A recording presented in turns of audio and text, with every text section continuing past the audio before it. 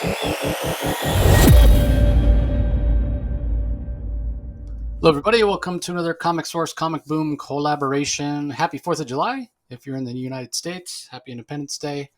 Hope you guys all had a safe and happy 4th yesterday. And happy belated Canada Day. It was July 1st was Canada Day to everyone. To my American friends and my American friend Chase. Yeah, plenty of, I'm sure there's plenty of Canadians that listen, but be that as it may, it's another DC Spotlight. A lot of books to talk about. We're going to dive right in. Not really too much DC news that I can think other than the fact that some genius at Discovery Warner Brothers decided that not only no DC booth at San Diego Comic-Con, like we know last San Diego Comic-Con in 2019, there was no DC Comics booth.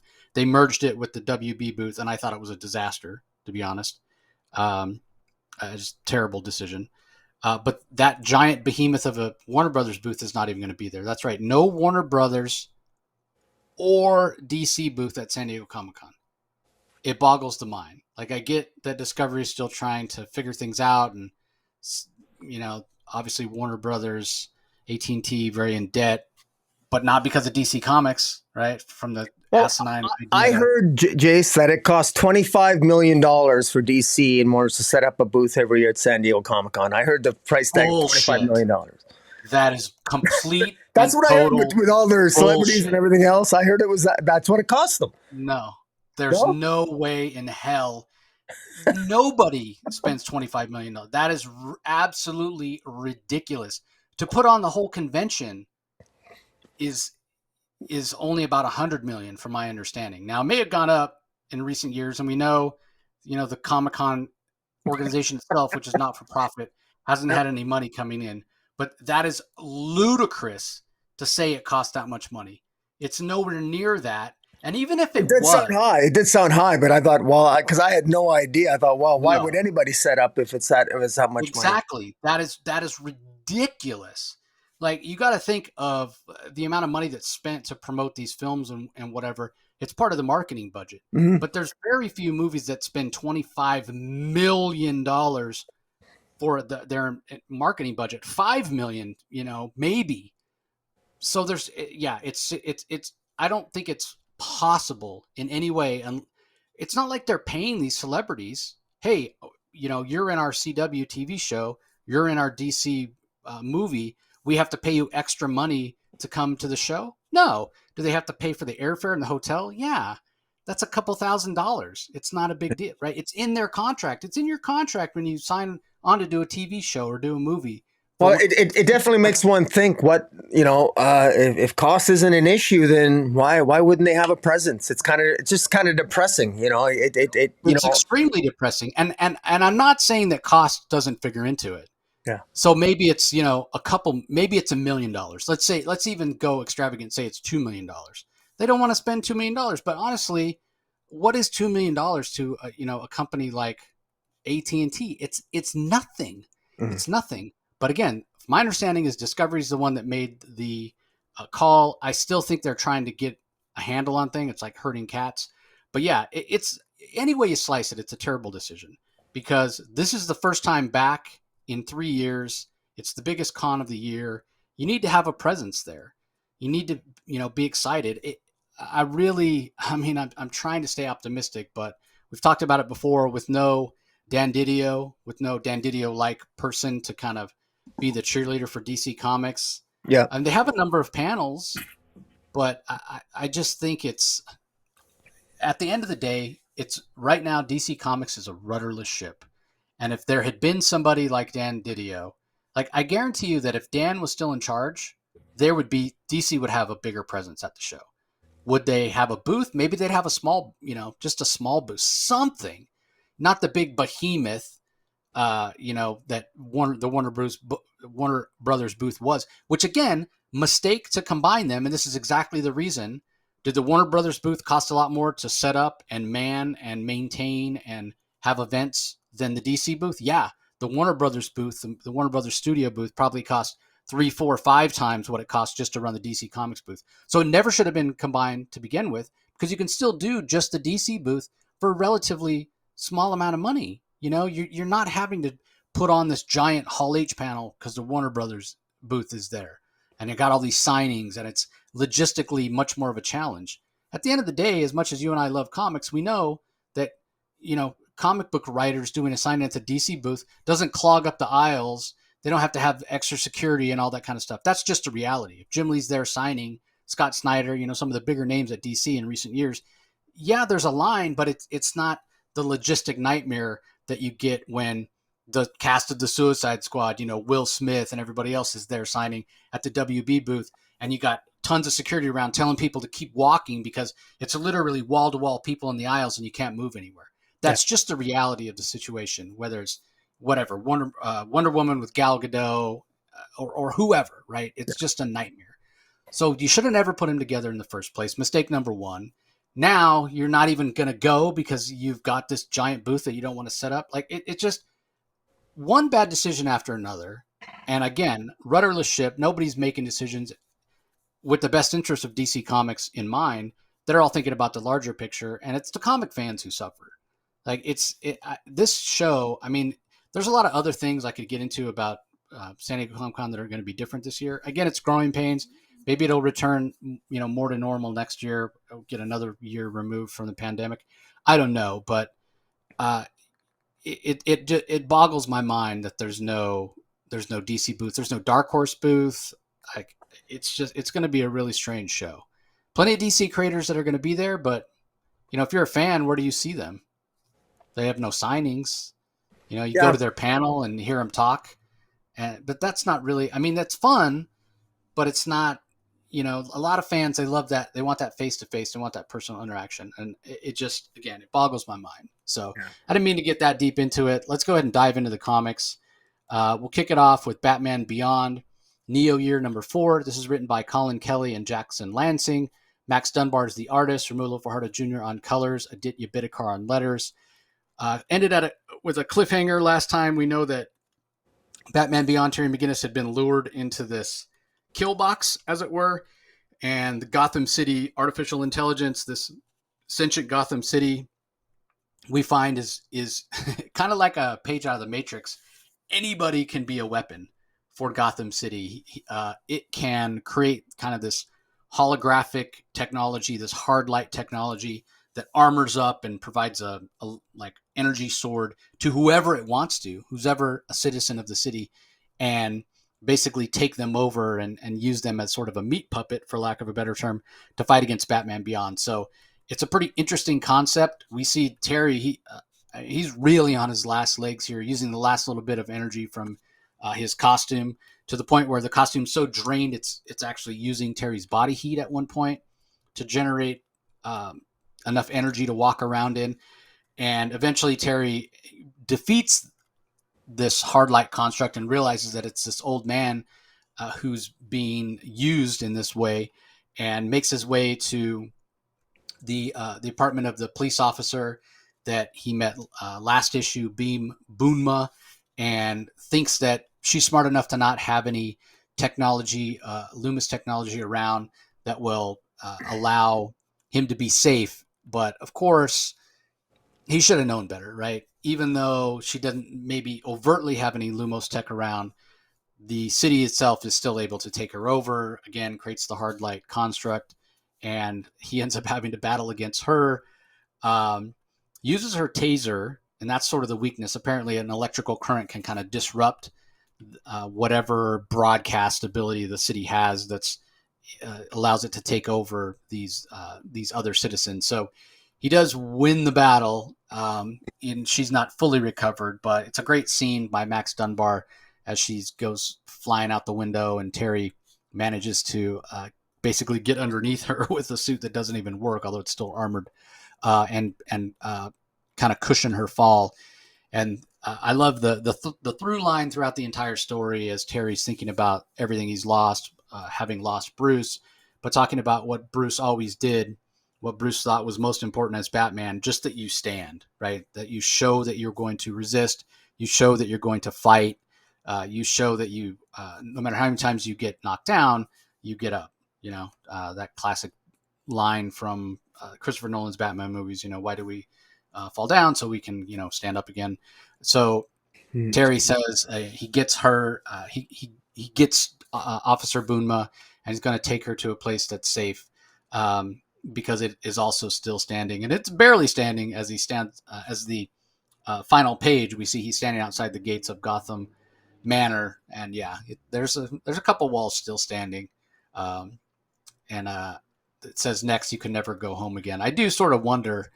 It talks about how hard it was for him to even walk. He's in this heart of the city. He has no power. He's got a wounded woman that he's carrying, but yet somehow he walks all the way to the manor. I mean, it's a little thing. It doesn't really make sense, especially if he's one of the most wanted individuals in Gotham City. That he could walk all the way out of Neo Gotham to Wayne Manor, carrying her in a suit that has no power. But whatever. I mean, it's comics, right? But I enjoyed it. I enjoyed it. I thought the art was solid, especially during all the action. There's a lot of fights in this one, a lot of action. So, yeah. Again, I mean, I echo what I've said before about the story. It's by far the most interesting and most compelling Batman Beyond story I've ever read. So, what are your thoughts, Rocky? I love Max Dunbar's art. I think it's really good. What I notice is I think your volume might be a little high on your end. I'm just getting some feedback here, but in any event, this reminds me a lot of The Matrix. That the fact that The Matrix, and I'm not a big fan of the Matrix movies. So I always found it a little bit hard to understand. But this is relatively straightforward. The city, I guess, you and I were talking earlier that the name of this villain is in fact Gotham City itself. So it's a little odd to me that the villain doesn't have a name. I find that a little off-putting. I'm not really sure who the bad guy is. Well, I mean, I know it's the city of Gotham, and now I don't know how he can escape. I'm not sure how he can escape the city of Gotham when he literally, no matter where he goes, there's somebody around, or there's some electronic equipment, or there's some camera around that can see him. So I'm not sure how he can get around. I'm not sure what edge he has. I'm not sure how he can combat this, and that's what's piqued my curiosity a little bit to maybe stick with this series moving forward, because I'm not really sure exactly how he can combat this. Because I asked, your question is very sound. Like, how on earth does he even avoid being detected on any metric here? The odds are so completely against them, and and the next issue is you can never go home again. And I think this is a little bit tropey, the plot line here, but I hope I want this playing field needs to be leveled a little bit. I want him to have, because the odds seem to be so much against him here that it's just, I don't know how on earth he can. I don't know. I mean, wow. He's the entire city's against him, technology, everything. So that's one thing that stands out in the storyline for sure. But it's all right. But it's just, this week is so filled with great comics that this one just kind of slipped by me a little bit, to be honest. Yeah, I mean, it was the first book I read. It definitely stood out for me because, again, I've never been that interested in Batman Beyond. I like this. I like this feel that they're giving it of Terry really being all alone. It harkens back to a more classic Batman when he didn't have the Bat family with like 75 different characters to back him up. And I think that's what I like about it. So anyway, let's move on. Next up is DC versus Vampires #7, written by James Tynion and Matthew Rosenberg, art and color by Otto Schmidt, lettered by Tom Napolitano. This is issue 7 of 12. And yeah, we've talked a lot about how much DC versus Vampires content there is now. So what are your thoughts on this? Sorry, Miss Grab. Well, it's we talked before. We reviewed DC v Vampires Killers last week, and it was revealed that Harley Quinn has injected herself with the blood of Lex Luthor, and the blood of Lex Luthor can apparently kill the vampires. This is the main series of DC versus Vampires, issue 7 out of 12, And this sort of picks up because since issue 6, we've had sort of a hiatus, and we've had 2 one-shots. We've had DC Killers and DCV Vampires Killers, and there was another one that I missed. And in any event, this one is a little bit out of order because apparently there's going to be a DC Vampires that comes out at the end of July, near the end of this month, that actually takes place before this one, which is kind of interesting, but it shows some delays, which I don't think are necessarily helping the dialogue. But in any event, the story here is interesting enough. We have, I like Tinian and Rosenberg's use of the B-list and C-list villains again. I enjoy that aspect of it. I love the fights. I love the fact that I never know who's going to live and who's going to die. I mean, and I love the fact that there's actual consequences. And some of the comic books we'll be discussing this week, I'm gonna complain about a little bit and rant about a little bit because I just don't feel that there's enough consequence in too many too many comic book stories lately. Because in any event, suffice to say, DC v Vampires, it is fun. Otto Schmidt's art, I'm really enjoying it. I like the fact that we start off here.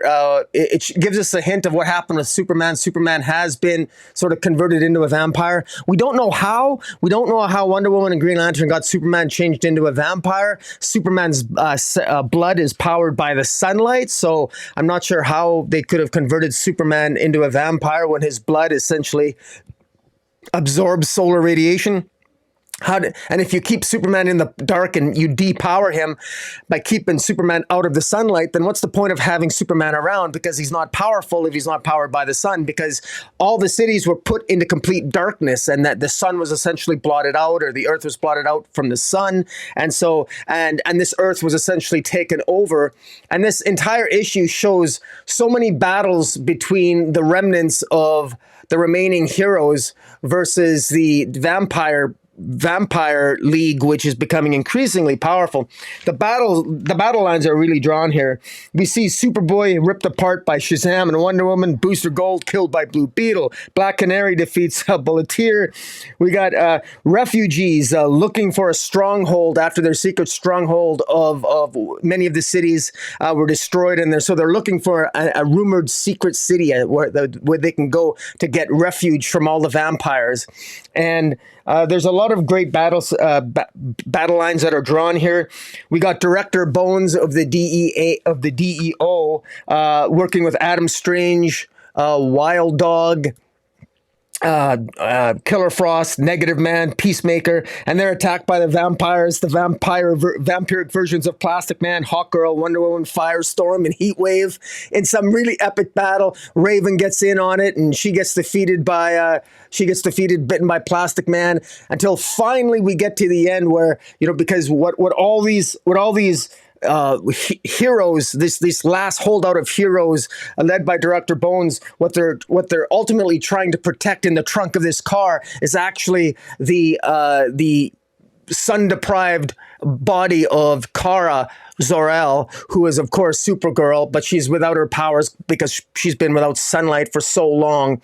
And this Jason character, and I'm not sure who this Jason character is. Is this a I'm not sure what her actual code name is. Her name is Jason in the comic. I'm not sure if what her actual superhero code name is. But in any event, they end up. Who is that? That's Jana, not Jason. Jana? Sorry, Jana. Who is she? What hero is she? Zan and Jana, the Wonder Twins? Jana? Jayna? Yeah, Zan and Jana. We saw Zan get blenderized in the first issue. Oh, is that who that is? That's why she wants revenge. Okay. Yeah, sorry. I thought it didn't look like her at all. But yeah, you're right. She does have purple on the thing. I completely miss that. That's a huge part of this. That's why she's so mad. She wants revenge because they killed her brother.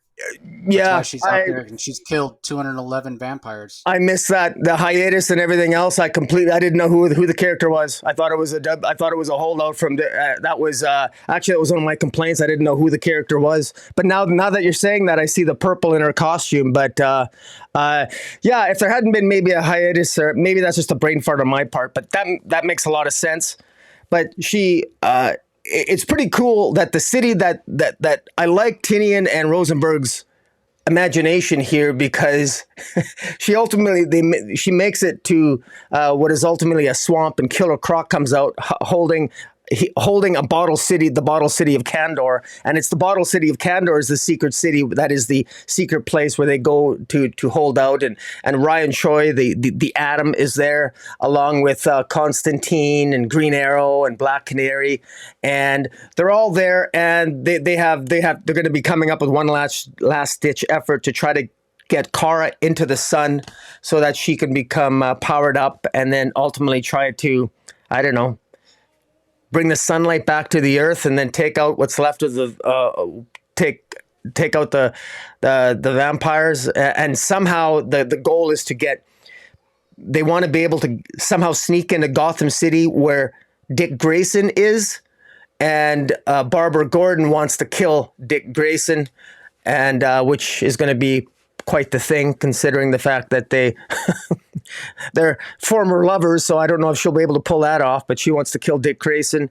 And she also, and then ultimately, if they end up doing that, well, I guess they'll, in order to accomplish that, they need information from Harley Quinn, who at the very last panel, Harley Quinn seems to be experimented upon by Hugo Strange and Brainwave, and Mr. Pig, along with Frankenstein, are experimenting on Harley Quinn, extracting spinal fluid from her and her blood, presumably to try to figure out what is it about her blood, which has Lex Luthor's blood in it, what is it about it that can kill vampires? And that's very interesting. We don't know how Harley Quinn ends up here, because the last comic we read, which was DC Vampires Killers, which was last week, Harley Quinn was not captured. So, but there is a comic book that's coming out at the end of July, and it indicates it here at the beginning, which is kind of a blunder of DC editorial. I'm going to see if I can find the footnote. Check out DC versus Vampires All Out War #1 on sale $7.19. Yeah, All Out War. So presumably Harley Quinn gets caught 2 weeks from now. Yes, yeah. But in any event, I enjoyed this. I enjoyed this. I thought it was pretty cool. I liked the Firestorm. I liked how all the various fights. Wild Dog takes out Plastic Man. Wonder Woman kills Peacemaker. Raven takes out Heat Wave. Hawkgirl takes out Negative Man, and Firestorm creates a nuclear explosion that ultimately takes out Director Bones, but he barely survives. And then Jana, I guess, of the Wonder Twin. Thank you. Her role is pretty cool now that you corrected my brain fart. So I've been enjoying this. I just wish it was. I wish the timing of the comic books coming out was a little bit better, and we didn't have this hiatus. And I just wish there wasn't these delays. But I can't. I'm making a pretty bad excuse for my memory. I can't blame it on the delays, but maybe it's just reading too many comics. But I enjoyed it, and I love I continue to like the art by Otto Schmidt. What do you think? Well, it's not my favorite art from Otto. I'm a big fan of his, but this is messier than his usual art, which, maybe that's purposeful because it is a bit of a darker story. I sort of think it's because he's, handling art and colors on his own, and he probably was ahead and is now behind, thus, the lateness of some of these issues. It's a lot, it's a lot to draw and color all of this, especially when there's so many characters. So I don't hold it against him that this isn't, the cleanest art of his. I agree with you on kind of the timing. I don't know. Is it an issue with Otto taking a little more time or needing a little more time? We've talked before. I won't belabor the point about how this is starting to sprawl a little bit, and how we kind of wish it was just all wrapped up in one book, whether that means you need to bring on another artist, maybe Otto does 3 issues, somebody else does 3 issues. I go back to when Green Arrow was coming out twice a month. We had Otto Schmidt on some issues. We had Stephen Byrne on some issues. We had Juan Ferrer on some issues. They all color themselves, and their styles are all similar enough that it's not jarring. So that could have been a way to go. Although I think Juan Ferrer is over at Marvel right now, but I don't think he's exclusive. Not sure what Stephen Byrne's up to. So that would have been a way to go. Because again, you're getting these issues or these problems. I should use that word, not to confuse it with an actual issue of a comic, but these problems where, we get a footnote in this comic. Oh, something that happened actually in the past, something that happened prior to the story in this issue, but we can't read about it until 2 weeks from now. That's a problem. You mentioned it yourself. At the end, Harley Quinn is being experimented on, maybe being tortured. But the last we read about her, she's got the blood of Lex Luthor and is the last hope for humanity. So, we're getting all this DC Vampires content coming out, but it's not in any sort of order.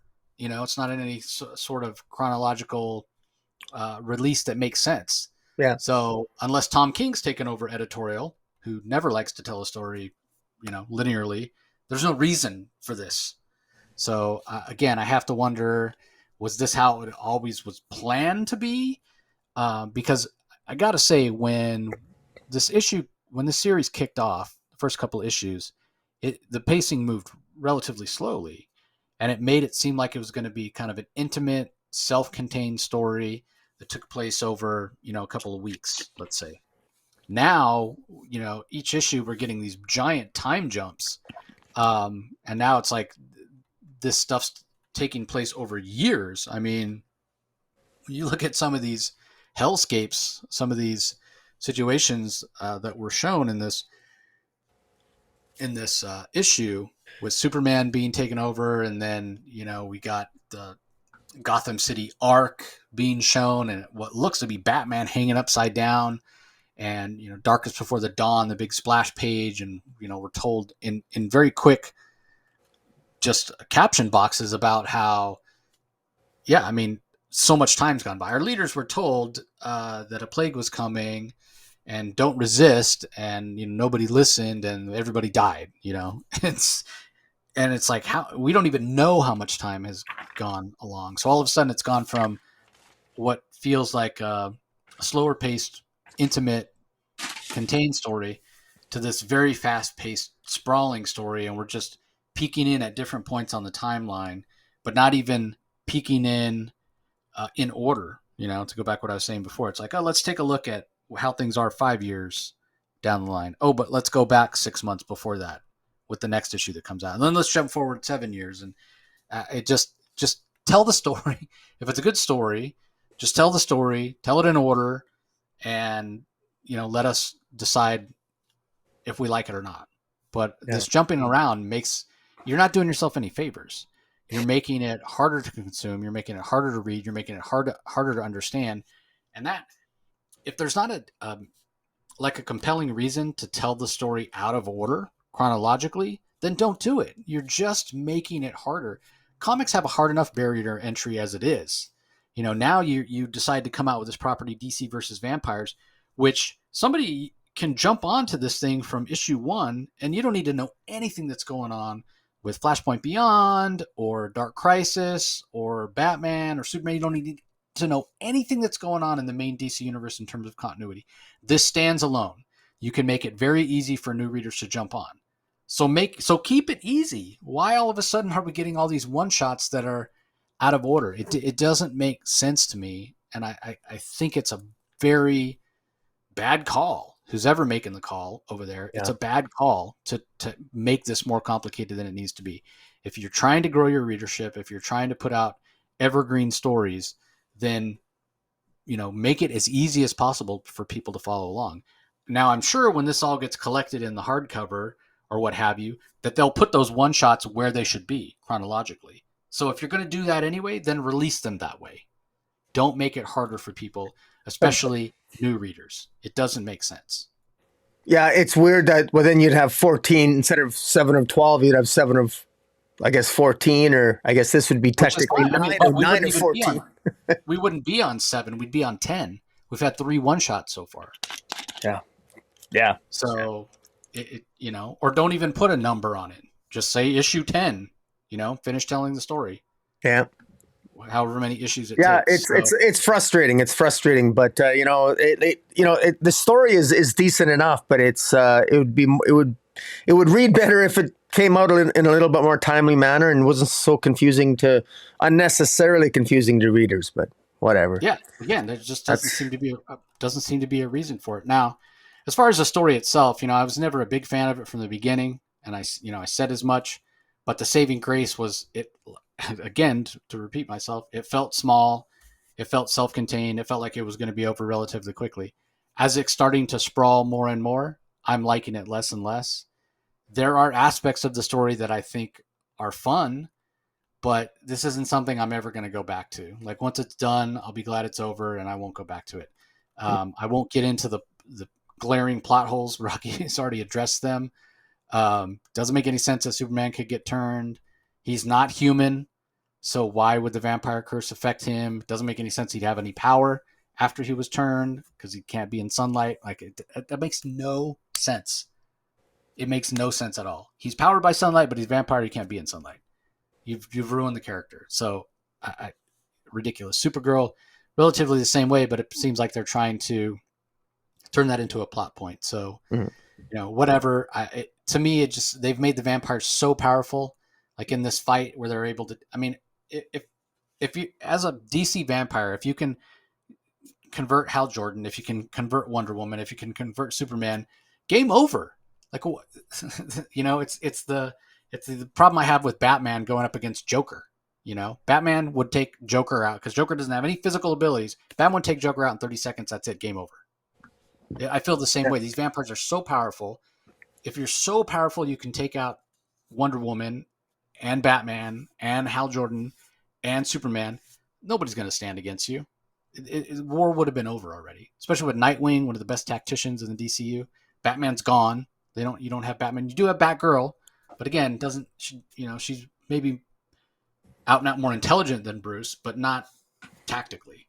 So this doesn't work for me. It doesn't. It feels like, oh, we had this cool idea, vampires take versus the heroes of the DCU, except most of the heroes have been turned into vampires. I don't know what the point of the story is. The novelty of it really wore off for me relatively quickly, certainly within the first 6 issues. So we get the big time jump here, and interesting fight. I do, probably my favorite aspect of the story, I do like the fact that Jana is, pissed off that her brother's been killed, and she's become this really kind of hardcore vampire hunter, killed 211, as she said in her own words.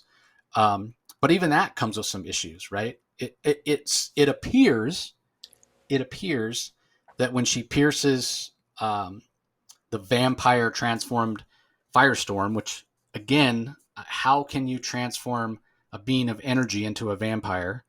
Because that's what Firestorm is, but we'll leave that alone for now. And it's proven that he's a being of energy because when he gets stabbed with a wooden stake, he explodes. It's a nuclear explosion. So clearly he's still made of energy in this continuity, but yet he can be turned into a vampire. Yeah. It doesn't make any sense. But anyway, she explodes him, and it appears as though she is some kind of liquid and then reforms herself. Like the nuclear explosion kills, destroys cars and blows up all kinds of people, what have you. She's not the one that has water-based powers. That was Zan. Jane is the one that can turn into animals. So did I miss something when Jan? So Jan turns into animals, or Jana's the one that turns into animals, and Zan is the one that is the liquid, has the liquid powers. Yeah, it does look like she's turning into water. So that does seem like a screw up. She reforms herself, right? Yeah. So unless, and maybe I'm forgetting, but when Zan got killed, his power reverted to her. I don't remember that happening. I remember her I remember the scene down in the sewer where she found a piece, what seemed to be a piece of her brother, finger or whatever. So yeah, again, doesn't make sense. She should be dead also. Anyway, I don't know. Too many plot holes. I'm not really digging it. Sprawling story. Maybe it's cool for some people. It is, relatively easy to jump on. and maybe overlook some of these plot holes if you're a newer reader. I think I would have enjoyed it more had it had the other if I read All Out War first, which is going to be in 2 weeks, because now having seen it, if I reread this knowing that that's the Wonder Twin, like I can't believe I had that brain fart. But I mean, if she killed 117 or whatever vampires, I'd kind of like to see that. That sounds kind of cool. Like I feel like I've missed these significant chapters. I can almost see why they wanted to add these extra stories and chapters, but in a lot of ways, we had a significant plot development in the one shot last week, DC Vampires Killers, with Harley Quinn getting Lex Luthor's blood. To have major plot points in the one shots that aren't even part of the series just seems like extraordinarily boneheaded decision editorially to make. But in any event, I mean, hopefully it'll read better as a trade, which I'm sure it will.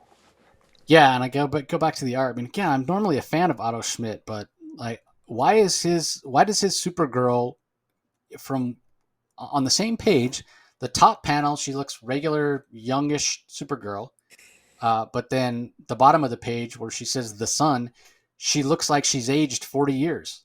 Like, why does she look like an old woman in that bottom right panel? Yeah, I don't get it. And then on the first panel of the following page, she's colored, like her eyes and her teeth are all yellow. Like all of a sudden she's got jaundice. Maybe it's just our press copy. Like I don't know. Again, just too many things. Again, maybe I could overlook the art if I thought the story was real strong. And I know I'm a fan of Otto Schmidt. I loved his work on Green Arrow, and we were a big fan of his work on Future State Catwoman. Yeah. But again, it just feels rushed. That's the only thing I can think is why it's not up to his usual standard. So anyway, yeah, safe to say I'm not really enjoying DC versus Vampires. So anyway, let's move on. Up next, we have Poison Ivy #2. This is written by G. Willow Wilson. Art is by Marcio Takara, Arif Prianto on colors, Hassan Atzman Elhau on the letters. And this is another miniseries. Although I don't know, does it say? Yeah, it doesn't say. I think it's 6 issues, but I'm not entirely sure. But anyway, second issue. What do you think, Rock? Sorry, I gotta find my notes. Yep. Oh, I never. Yeah, this is one where I never took any notes on because there wasn't much to say. So yeah, this is actually an easy one to review. First, what an obscene amount of covers. Cover A, then cover B, 1, 2, 3, 4, 5. 5 covers to choose from. And I have to say, this is, Poison Ivy is going full bore supervillain here. By J. Willow Wilson is making her an absolute supervillain. And I'm a little bit... we all know that Poison Ivy is a little bit off her rocker. I mean, at the best of times, maybe, but at least prior to Fear State, before she became Queen Ivy, and she sort of had a dual identity there, where Queen Ivy was more of the plant consciousness, and Ivy herself was more of her human consciousness. She seemed to be more level-headed there, even with that duality between Queen Ivy and Ivy. There seemed to be more reason there. Here, she seems indifferent. She seems sociopathic. On the one hand, I mean, this issue starts off with she's in a cafeteria. She's talking about and imagining her life with Harley, and then she's in this cafeteria in the middle of nowhere. And clearly getting there, she's been releasing these Lamia spores, which eventually are going to kill everybody. She's at this cafeteria and she's infecting everybody in the cafeteria, and she talks about it very nonchalantly. These people all have 24 hours to live, including this nice young waiter who's an Arab gentleman who appears to be the chef. He's cooking her some food, some, I guess, vegan or whatever. She's very picky on her food, and she's just frankly she's an absolute. I don't know if she's clearly a psychopath, and yet she's not a psychopath because she does seem to have some endearment to this young juvenile delinquent that comes in and sits beside her, who the police end up looking for, and she befriends her and starts talking to her. And Yeah, it's just glorified conversation, and then she talks about her connection to the green. And this is a poison ivy who this is an ivy who is very much she misses being Queen Ivy. She misses the power that being Ivy gave her, and she's out for revenge. And she has a flashback at one point where she's having a conversation with the gardener, and the gardener basically tells her, this whole crusade that you're on, it's not about you saving the green, Ivy. It's about your own rage. And I tend to believe that. This is an angry Ivy, but she's got repressed anger. She seems to be repressing it while she's sort of being on the surface. She appears to be a beautiful redhead sitting down in a cafeteria, befriending, meeting people. And yet she's clearly brutally, brutally murdering people. And I'm not sure. I don't like this Ivy. I don't like her. At the same time, I kind of want Ivy. I kind of like the evil side of Ivy, but I'm a little unclear. What exactly is writer J. Willow Wilson going for here? We've seen this poison Ivy before, who's out for revenge for the sake of revenge 100 times in standard Batman comics. This is not bringing anything new. This feels not, I hesitate to say it's a regression of the character, but it's an extremely predictable one.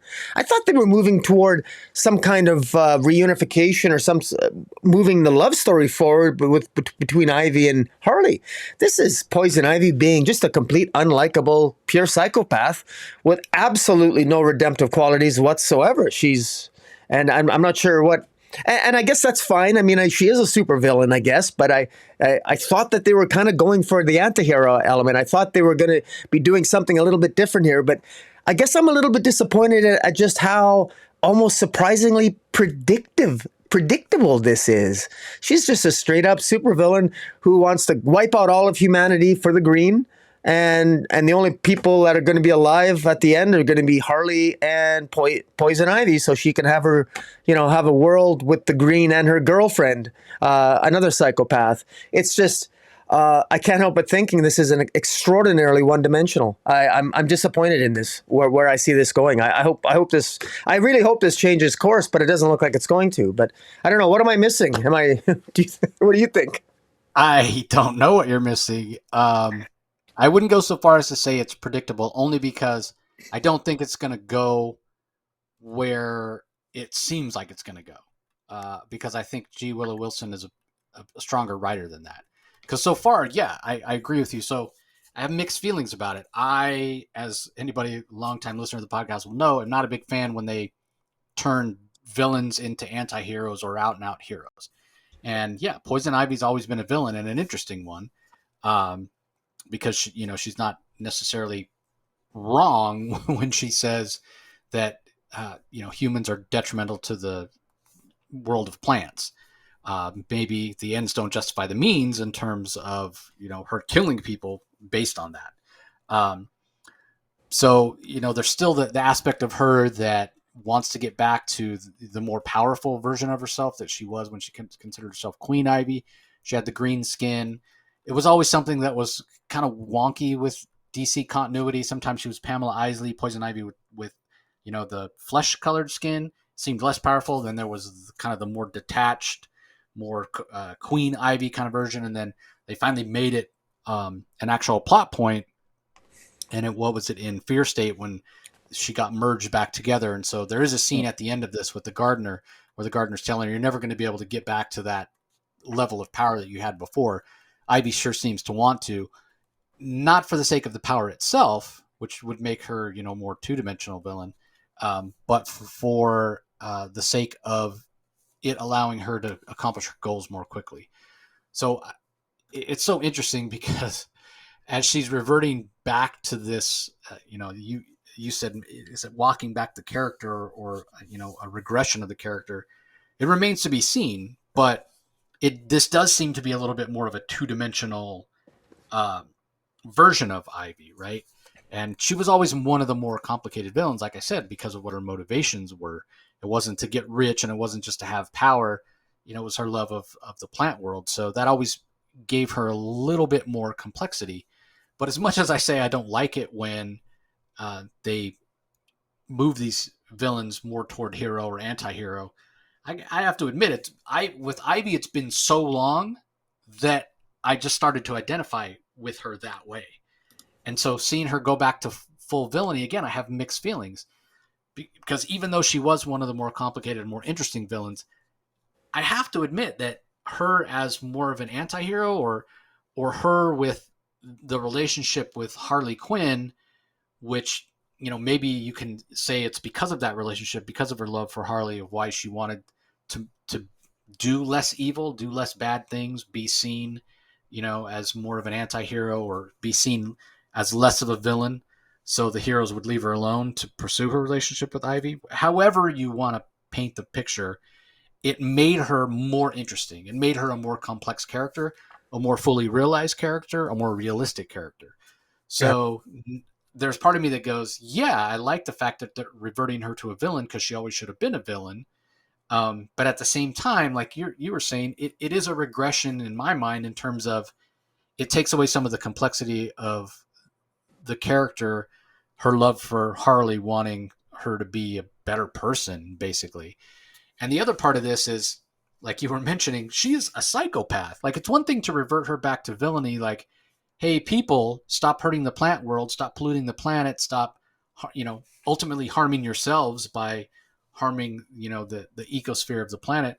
But she's taken it so far to an extreme that she's not sympathetic at all. She's infecting these people with spores, and the only thing you can say in Poison Ivy's defense is that, well, at least when she kills the people, they die with a sense of bliss. Well, the people that are dead, honestly, really don't give a shit. That's not much of a Consolation. consolation for them, right? Oh, sorry, you're dead, but at least you died, with a sense of bliss. You're dead. It doesn't matter. You died in excruciating pain or with a sense of bliss or whatever, So, yeah, again, I have faith in G. Willow Wilson. I think she's a very talented writer, that this is going to switch. It's going to go a different direction. It's not just going to be Psycho, Poison Ivy going crazy. But at the end of the day, we know that there are any number of Harley Quinn fans who are big fans of her and Ivy's relationship. And much like we saw recently in Harley Quinn, where Stephanie Phillips, the writer, got really meta with the consequences of Harley Quinn's actions in the past. Poison Ivy, she's been distanced over the last few years from the bad things she'd done in the past. Now, even if you say, flip this around and sort of redeem Poison Ivy by the end of this series, you still got to look at the first couple issues where the body count was very, very high. So how do you let her alone? How do you give her that freedom, like I was talking about earlier, to pursue this relationship with Harley Quinn? Because based on the body count of the first two issues, you should be locking her up and throwing away the key, right? So, I mean, from that aspect, I find the series interesting because it's raising a lot of questions.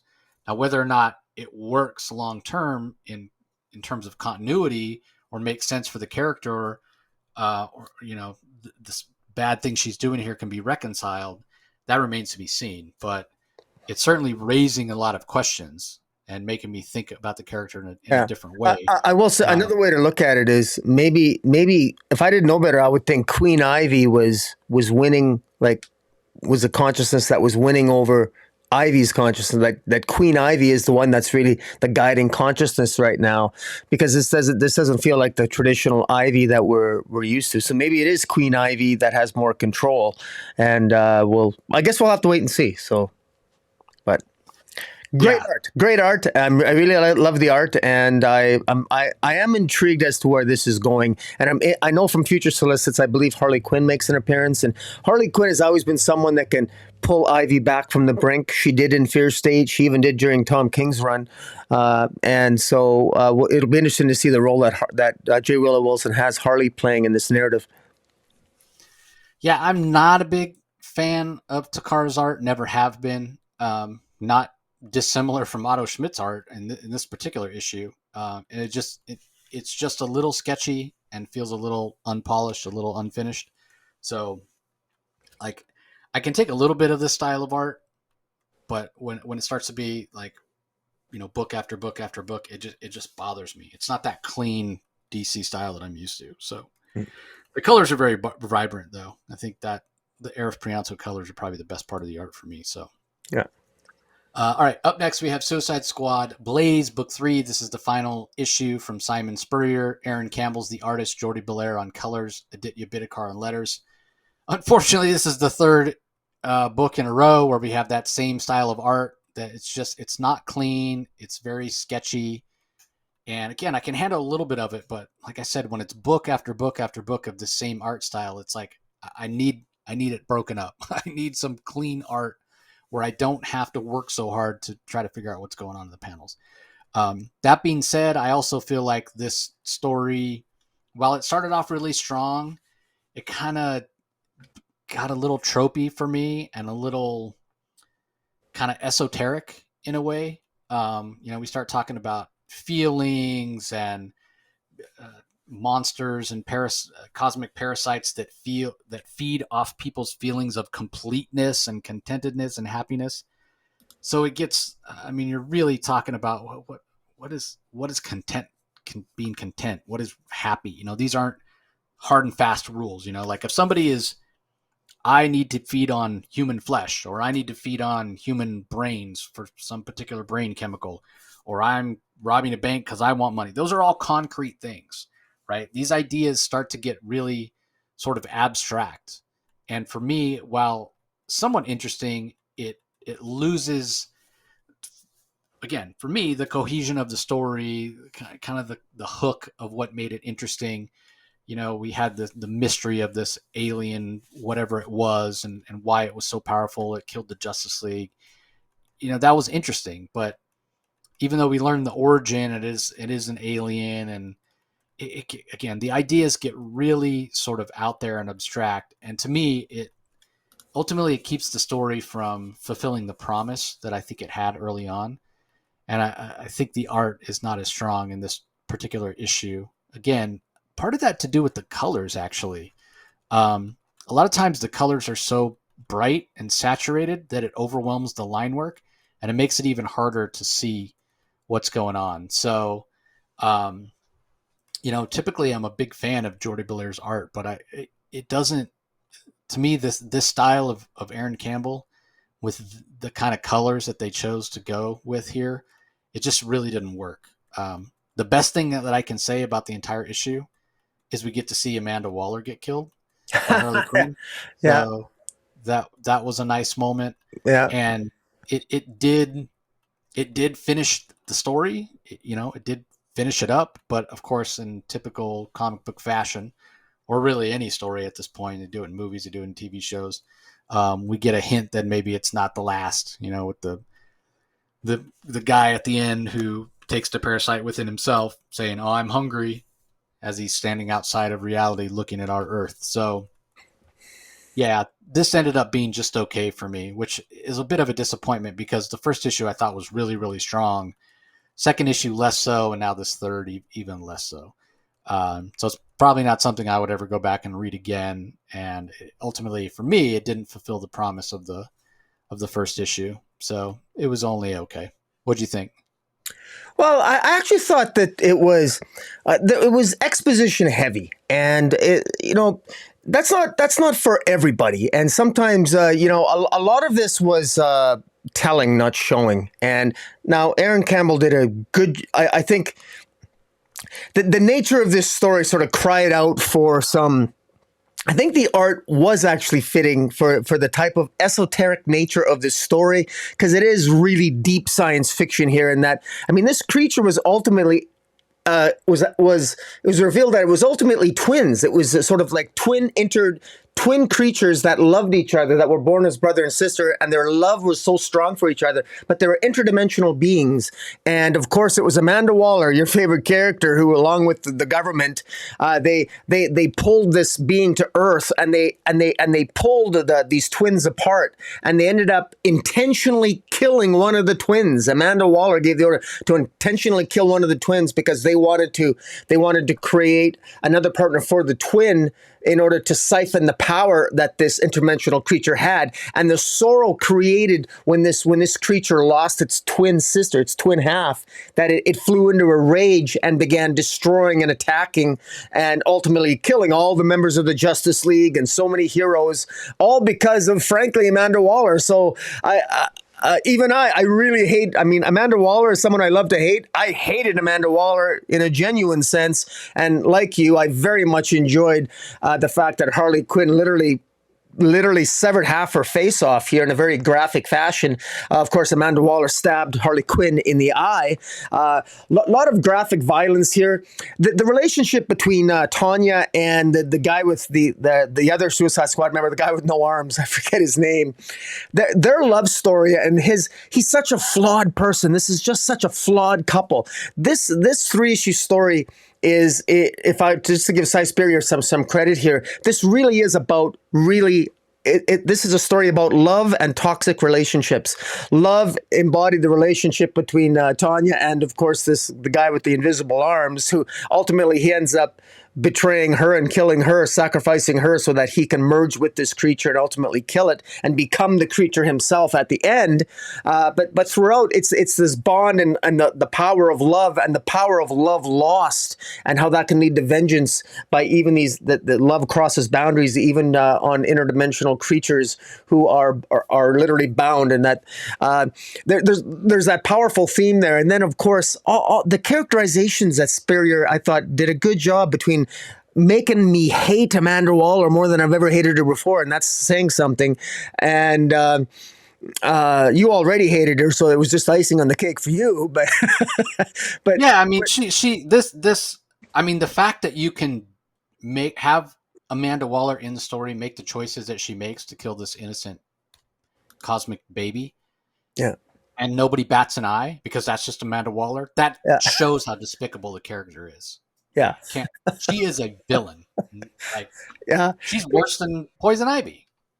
Yeah, no, there's no question that, and that's why I actually, I thought this was well done. What I like about this Blaze story, this felt genuinely like a black label story. This is absolutely out of continuity because all the Justice League were killed. They're wiped out. I mean, you're left at the end with this guy basically becomes this parasitic creature, and he leaves the Earth, and he leaves our reality. Well, exactly. But I mean, the point is, I actually like stories like this, that we need these once in a while. Like, I like the fact that, I mean, everyone in Peacemaker's killed. I mean, Killer Shark, what the hell's his name? Yeah, Killer Shark. Yeah, Killer Shark, he's killed. I mean, they're all Boomerang, he's taken off the playing field. Everyone is, and then Waller, and this was a genuine Suicide Squad. I mean, literally, it was this. Everybody actually died, and not in a way that you would expect, because it wasn't their heads weren't blown off. They literally died gruesome, gory deaths. Cy Spurrier, I mean, he took the subject matter and he took it to its most gory, graphic, horrific conclusion here. But amidst all this horror is a story about love and how it can corrupt, how it can destroy, and how love lost can destroy, but how it can also, ultimately, it was love that saved the day. And it took a Suicide Squad member, a villain of all people, to actually save humanity, despite the loss of the entire Justice League and half the heroes in this particular Earth, somewhere in the Omniverse. But no, I enjoyed this overall, and I thought that the sort of very stylistic illustrations were actually contributed to the type of story that was being told. So kudos to Aaron Campbell on the art, because it worked for me. Yeah, I mean, as much as I didn't care for the art, in terms of, as the squad gets smaller, and that's something that happened throughout. They gave these squad members superpowers. I think there was 5 of them to begin with, and as each of them gets killed, their power gets transferred to the remaining, till we end up with one guy who has the power of all 5. And once the 4th one was killed and there was only 3 left, they were like glowing all the time. So as much as it made it kind of hard to see what was going on, it was an interesting effect. And I just wonder if a different line artist had done it, if I would have liked it more. So anyway, let's move on. Next up, we have Black Adam, the Justice Society Files, Hawkman #1. So DC announced last month, or maybe the month before, that in anticipation of the Black Adam movie, they were going to do a series of one-shots called the Justice Society Files about various characters in the movie. This one is the Hawkman one-shot. It's written by Kevin Scott. Scott Eaton handles the pencils, Norm Ratman on inks, Andrew Dahlhaus on colors, Rob Lee on letters. What do you think? I actually, I normally do not buy these comics. I very rarely buy or concern myself with prequel comics to superhero movies. Because I find generally that they don't add a heck of a lot of substance to it. But I actually found myself oddly interested in this, and I thought this was actually quite well done. First, I got to say that the covers here are fantastic. Cover A. First, let me make a joke about the title. Black Adam, the Justice Society File. Black Adam, the Justice Society Files, Hawkman #1. That's a long title. But whatever, it works. We got Dwayne Johnson as Black Adam on the cover, along with I don't know the actor's name playing Hawkman, but he's an amazing looking Hawkman, and the artist in here, Miller. Kevin Scott's the writer, and Miller is the artist. Does a really no, Scott Eaton. Is it Scott Eaton? Yeah. Okay, I'm just looking. So there's a backup, and that's where the name Miller comes from. I was going to give the credits for the backup when we talked about the backup, but I'll go ahead and do it now just to avoid any confusion. Sure. Yeah, there is a backup. It's Lost and Found, chapter 104, and my thought is this Lost and Found, because it's chapter 104, because the Lost and Found backup is going to run throughout all 4 of the one shots. So that's the backup is written by Brian Q. Miller. Marco Santucci handles the art, at least in this issue. Michael Atea, his longtime collaborist, is on colors, and then Rob Lee's on letters. So yeah, Scott Eaton is actually the artist for the first main story. Yeah, and thank you for that. And yeah, the main story itself, I thought what was interesting is that it sets up. This is Carter Hall. I'm assuming his last name is Hall, because he's just called Carter as far as I could tell. But he's basically he works for a museum, and he is kind of like the Indiana Jones type. So he's a lot like the Carter Hall in the comic books.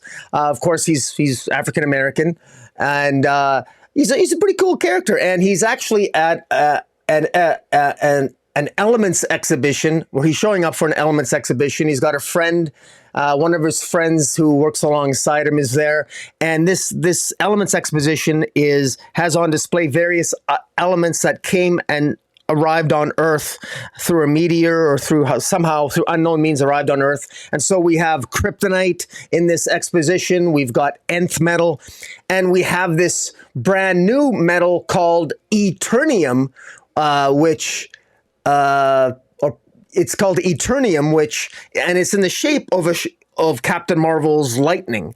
And now it's of unknown origin. It dates from 2600 BC or some such supposedly cursed story, et cetera, et cetera.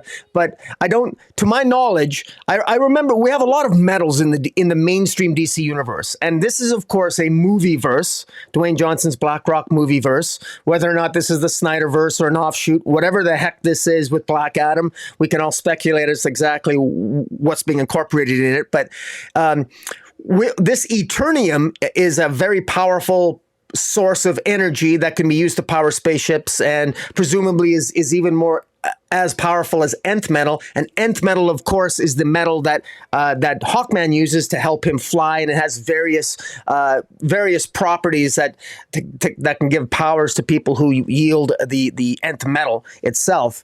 And this Eternium is also a power source. And I think, to my knowledge, I don't think Eternium, I think that's a brand new metal.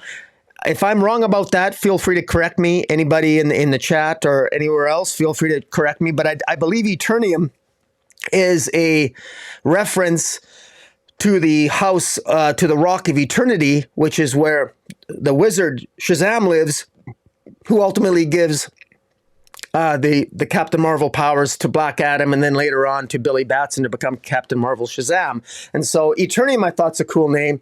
And what I really love about this is Kevin Scott does a really good job here scripting a story of a burglar, a very talented burglar by the name of Jim Craddock, who is, of course, we know in the mainstream DC universe as the Gentleman's Ghost, and he tries to steal Eternium, and his attempts at stealing Eternium, despite his best efforts, he appears to be very talented, very athletic, but despite his best efforts, he cannot escape Hawkman, who manages to take him out.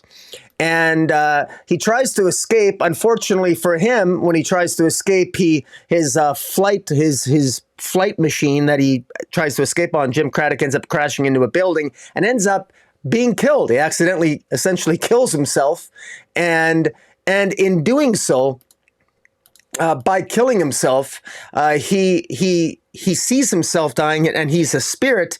And then these other spirits of this.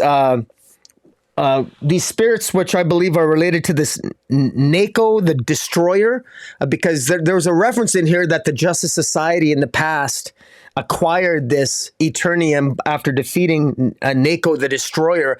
And these spirits, which I believe are related to this Destroyer spirit, empowered and resurrected Jim Craddock by making a deal with him, telling him, if you kill Hawkman, we'll keep you alive. And, of course, he'd be the Gentleman's Ghost, because the code word for this Craddock character in this comic is the Gent. Was a cool reference. That was his burglar cool code name, the Gent, as perhaps a cool offshoot of the Gentleman's Ghost for us comic book fans. And now he does appear to actually die for real at the end of this. But it's very interesting. I love how there's sort of a spiritual element here where Jim Craddock as the Gentleman's Ghost here tries to tries to impose upon Hawkman sort of a spiritual sort of prison that he's in. And it's within that spiritual prison where Hawkman feels imprisoned.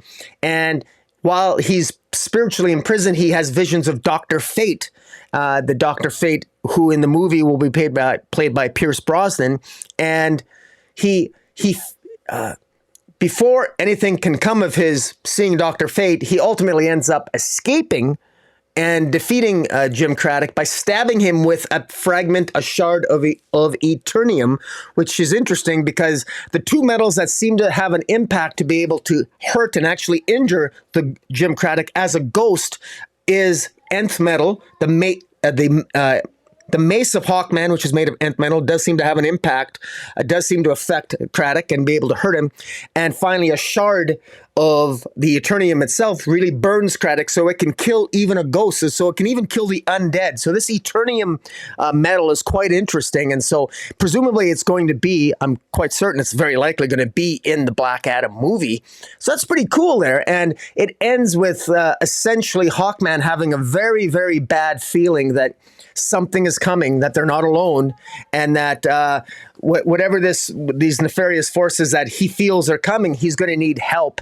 And he knows he's not going to be able to handle it alone. And as he's saying that, he's staring at a shard with an image of Hawkman, with an image of Dr. Fate. So Hawkman is staring at a piece of shard glass with the image of Dr. Fate in it, suggesting and strongly implying that Hawkman will at some point get the help of Dr. Fate against whatever forces are coming, which we can assume or presume is likely going to be the forces of Black Adam, which will come for us in the movie, which I should all say this, that Craddock was hired by Intergang.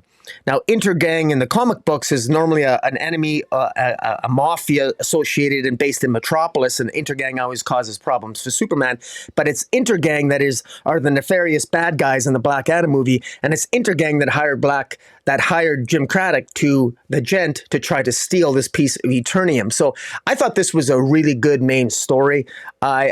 I thought it was well written. I thought, my God, it's so good to see Hawkman again. I love this Hawkman. I just really, really enjoyed this version of Hawkman. He's just as kick-ass as the Carter Hall in the mainstream DC universe. I love the references to Justice Society. I thought the art here was really good in the main story. I thought it was really good. It really whet my appetite, and I'm really looking forward to the other one-shots we're going to get as a build-up to this movie. So, what do you think of it? Oh, you're on mute. Sorry. Yep, sorry about that. I really enjoyed it. I got almost a James Bond feel from this Aldous Hodge. Aldous Hodge is the actor that's going to play Hawkman in the movie. Yeah. Yeah, I got this very suave, sophisticated sort of feel, but yeah, with the powers of Hawkman. I'm a huge Gentleman Ghost fan. He's one of my favorite DC villains. I don't think he gets used enough. Um, Now, I agree with you in terms of, okay, how much is this going to have to do with the movie? Probably not anything. I'd be surprised if Inner Gang gets mentioned in the movie. I'd be surprised if, I'm sure Eternium will be mentioned. Eternium, yeah, you mentioned it, shards from the Rock of Eternity. It's only been used in the regular DCU once, as far as I know. Far, far in the future, Legion of Superheroes collect pieces of Eternia, and I think they forge it back to recreate the Rock of Eternity. Other than that, it's been used a lot in the CW, in the Flash TV series, I think, maybe Supergirl as well, as this mysterious metal that has all kinds of powers. So not surprising that it's come into the DC movie universe.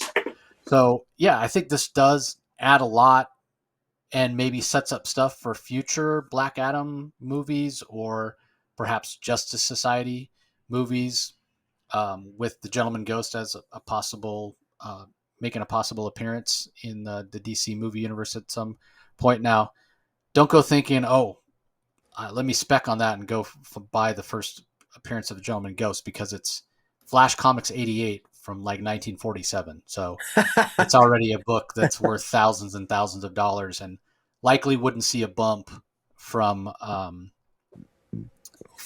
any kind of appearance in a DC movie. It's a book that I was interested in obtaining a few years ago, and I looked into it, and it is very rare. I think there are 17 known copies on the CGC census. So Wow. again, it's not a book that you're just gonna. It's Golden Age again, 1947, very hard to find. I will buy one day if I can find one from under $500 in decent condition, but so far that hasn't happened. But anyway, you did a great job of recapping, so I won't get into that. But yeah, I loved it. I thought it was paced well. Be sure you go in, like, if you're a Hawkman fan, I am kind of curious. There are some pretty big Hawkman fans out there, and they've been maybe unfairly starved of any Hawkman content lately. I certainly feel like the Robert Venditti Hawkman series was the best the character was ever treated and deserved to keep going. But be that as it may, if you go into this reading it thinking, hey, I'm going to really enjoy this Carter Hall Hawkman content, this is not that. This is definitely a sneak peek of the version of Hawkman we're going to get in the movie. And hopefully we get quite a bit of him. I hope he's not just, cameo, and I hope he's on screen more than like 5 minutes. But I guess we'll see. We know we're getting Dr. Fate. We know we're getting Atom Smasher and Cyclone as well, which I can never get used to calling him Atom Smasher. He'll always be Nuklon to me from Infinity Incorporated. But anyway, yeah, curious to see the movie. And yeah, this is definitely new reader friendly. And if you're a big fan of The Rock, definitely encourage you to check this out before going to see the movie. Whether it adds to it or not, I guess remains to be seen. All right, up next we have Batman Killing Time number 5. This is from writer Tom King. Art is by David Marquez. Colors are by Alejandro Sanchez. Letters by Clayton Cowles.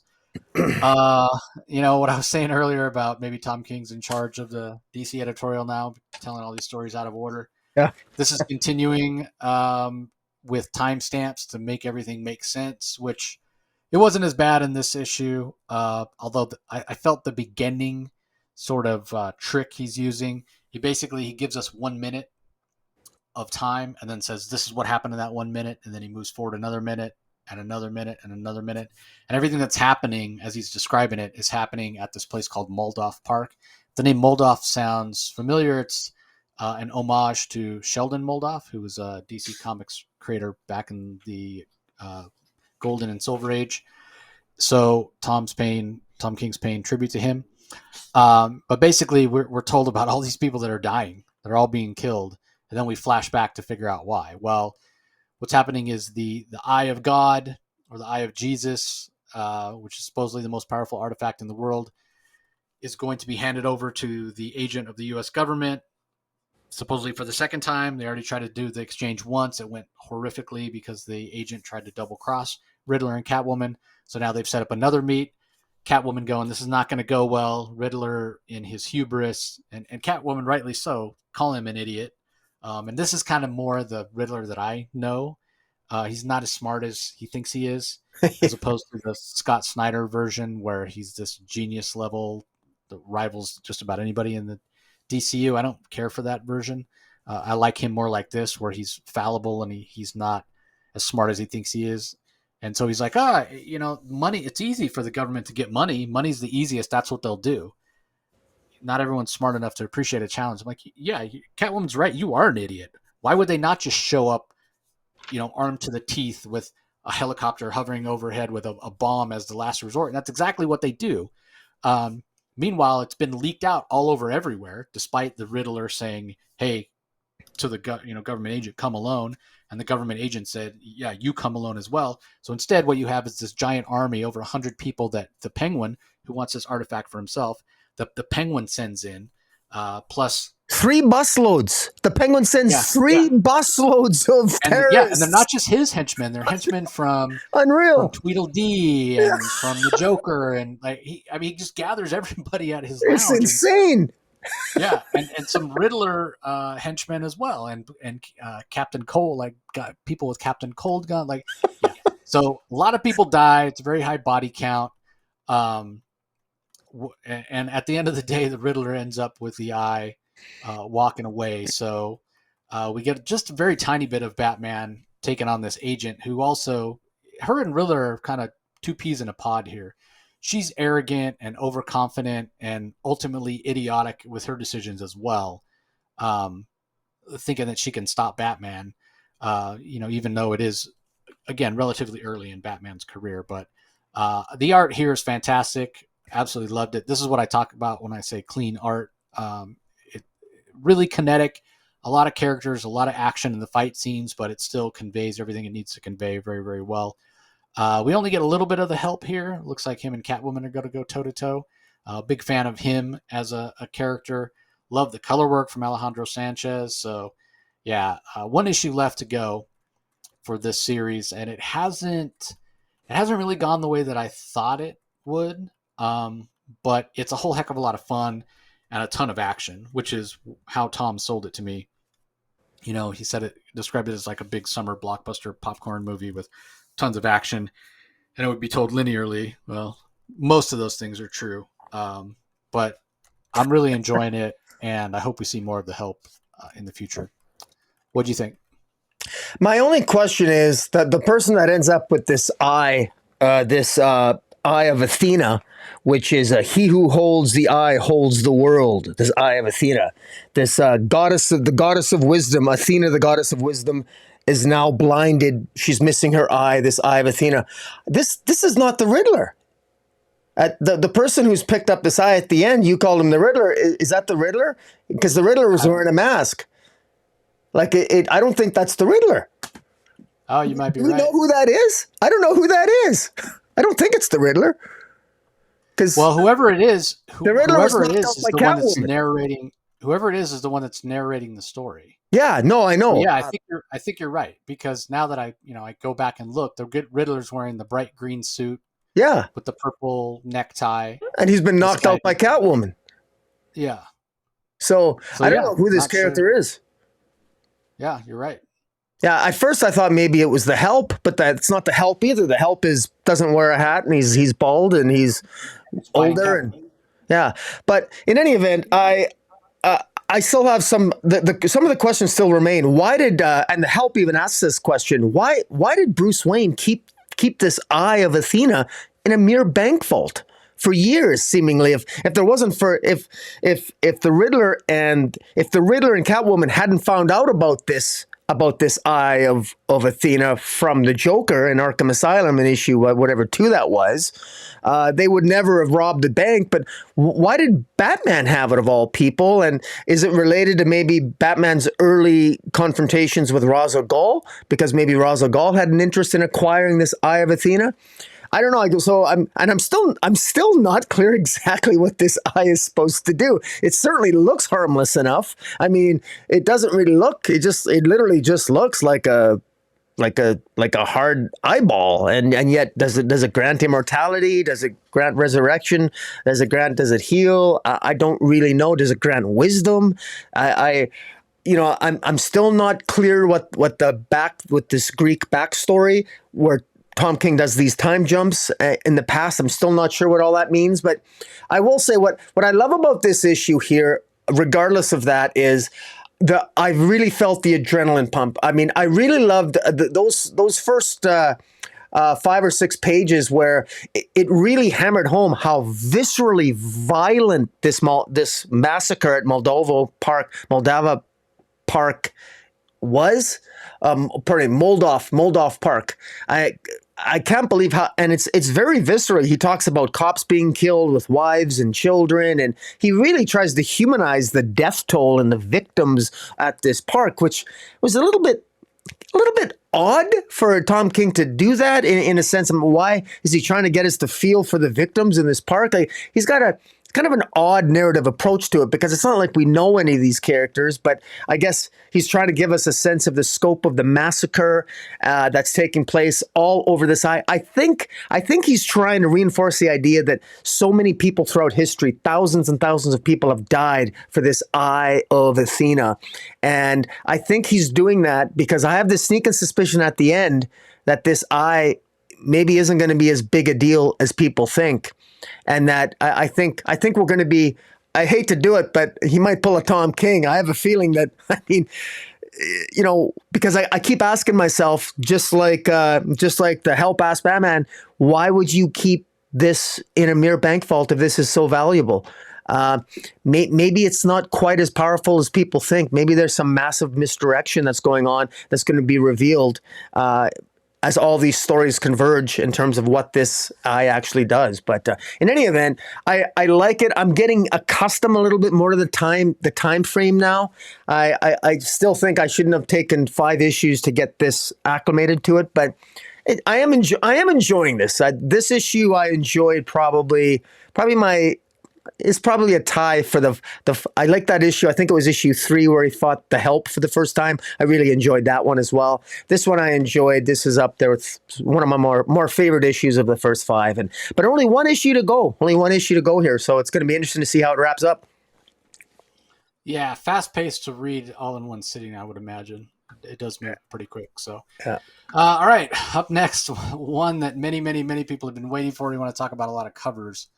We got the main cover, and then let's see, there's 1, 2, 3, 4, 5, 6, 7 variants, including a 1 in 250, a 1 in 125, and a 1 in 500. 1 in 50, 1 in 25, 3 open to order variants. But it's the debut of Chip Zdarsky on Batman 125. Jorge Jimenez is the artist, Tomeu Morey on colors, Clayton Cowell on letters. What'd you think? I was a little bit I was a little bit underwhelmed, to be honest with you. First, I was a little bit surprised that there's an 8-page preview of this Batman 125 in a lot of the DC comics this month, which actually surprised me. I mean, if the last thing you need to advertise in an 8-page preview in other DC comics is Batman, I mean, I thought that was just a really dumbfounded thing for DC to do. I don't think they need to advertise Chip Zdarsky writing Batman. I think people are migrating toward it anyway. He's already writing Batman the Knight, which is doing a reasonably good job on that, and I think the sales in that are reasonably well. But this is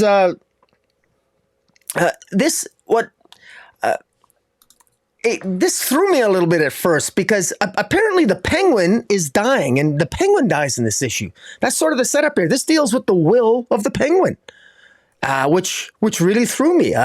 And this Oswald Cobblepot is dying of mercury poison, of all things. And apparently what he sets up is... Now, do you think that's a callback to him eating raw fish? Well, I mean, mercury. I couldn't think maybe of why. Eating all the. Oh, yeah, fair enough. You know what? I never even thought of that. I was going to actually ask where the hell did he get mercury poisoning, but I guess it makes a lot of sense. Sure. That's all I could think. Yeah.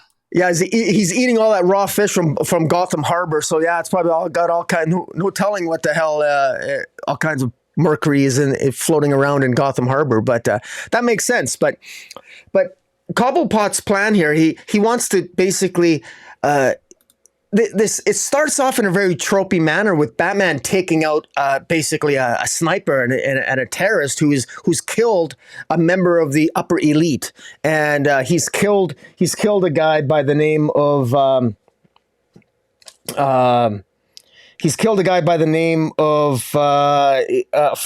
Colin and Clara Fitzroy, who are, and apparently this Colin Fitzroy was a friend of Bruce Wayne's for a while because they were, billionaires, multimillionaires, and billionaires sort of hang out in the same group, and the Penguin takes credit for the murder, and he basically says, "Look, I'm sick and tired of the elite. I never fit in, even though I own the Iceberg Lounge and I've been successful in my own right. Anyone in Gotham who's inherited over $5 million, I'm going to take out. I'm going to kill you because you don't deserve it. You treated me badly." And basically, Batman sort of dismisses this, saying, "Oswald, why are you doing this? I mean, you're throwing a tantrum here. And who are you kidding? You've been as successful as anyone else. Where is this coming from?" And so when Batman ultimately confronts Oswald, basically tells him, well, he's dying of mercury poisoning, et cetera, et cetera. And but before he dies, Bruce Wayne ends up going to this gala, and he ends up going to this gala, this Fugelheim gala, where all the Gotham's elite will be there. So Bruce Wayne knows. Batman easily predicts what the Penguin's going to do. You're going to try to attack the elite and the rich at the very place where the elite and rich are having a party at this big Fugelheim gala. And Tim Drake is there with Batman, and basically they... right on cue, Penguin does exactly what Batman predicts he'll do. He's going to gas the place. Between him and Tim Drake, they got the Penguin figured out, and the Penguin does exactly what they predict he'll do. So this is all going according to how Batman thinks the Penguin operates, and Tim Drake, and the Penguin, he does. They stop the gas from coming out. They shut off all the necessary ventilation, and I mean basically Tim Drake and Batman, they do a pretty damn good job stopping what could have been a horrible event, killing more of Gotham's elite. And then Batman, Bruce Wayne brings his Batman suit, and in a very interesting costume change, Batman is sort of half Bruce Wayne, half Batman. He's wearing the mask and a Bruce Wayne shirt in his utility belt with his dress pants. Kind of looks kind of cool, actually. And ultimately confronts the Penguin, who ends up being actually Clayface. And sadly, Tim Drake ends up getting shot in the neck, and Batman takes Tim Drake, rushes Tim Drake to the hospital, and there's some flashbacks that Chip Zardasky gifts the reader on where, because Batman, of course, has some pretty bad recollections of another Robin being injured and losing one Robin. He certainly doesn't want to lose Tim Drake. Tim Drake is his best soldier, as he puts it, one of his best. And as he says, the mission be damned. He's not worried about the mission. He wants to save Tim Drake. And so Tim Drake is recovering in the hospital while he visits the Penguin. And the Penguin is just sort of screams at him and just vents, and he's dying and he's bitter and he's upset and he's just a jerk.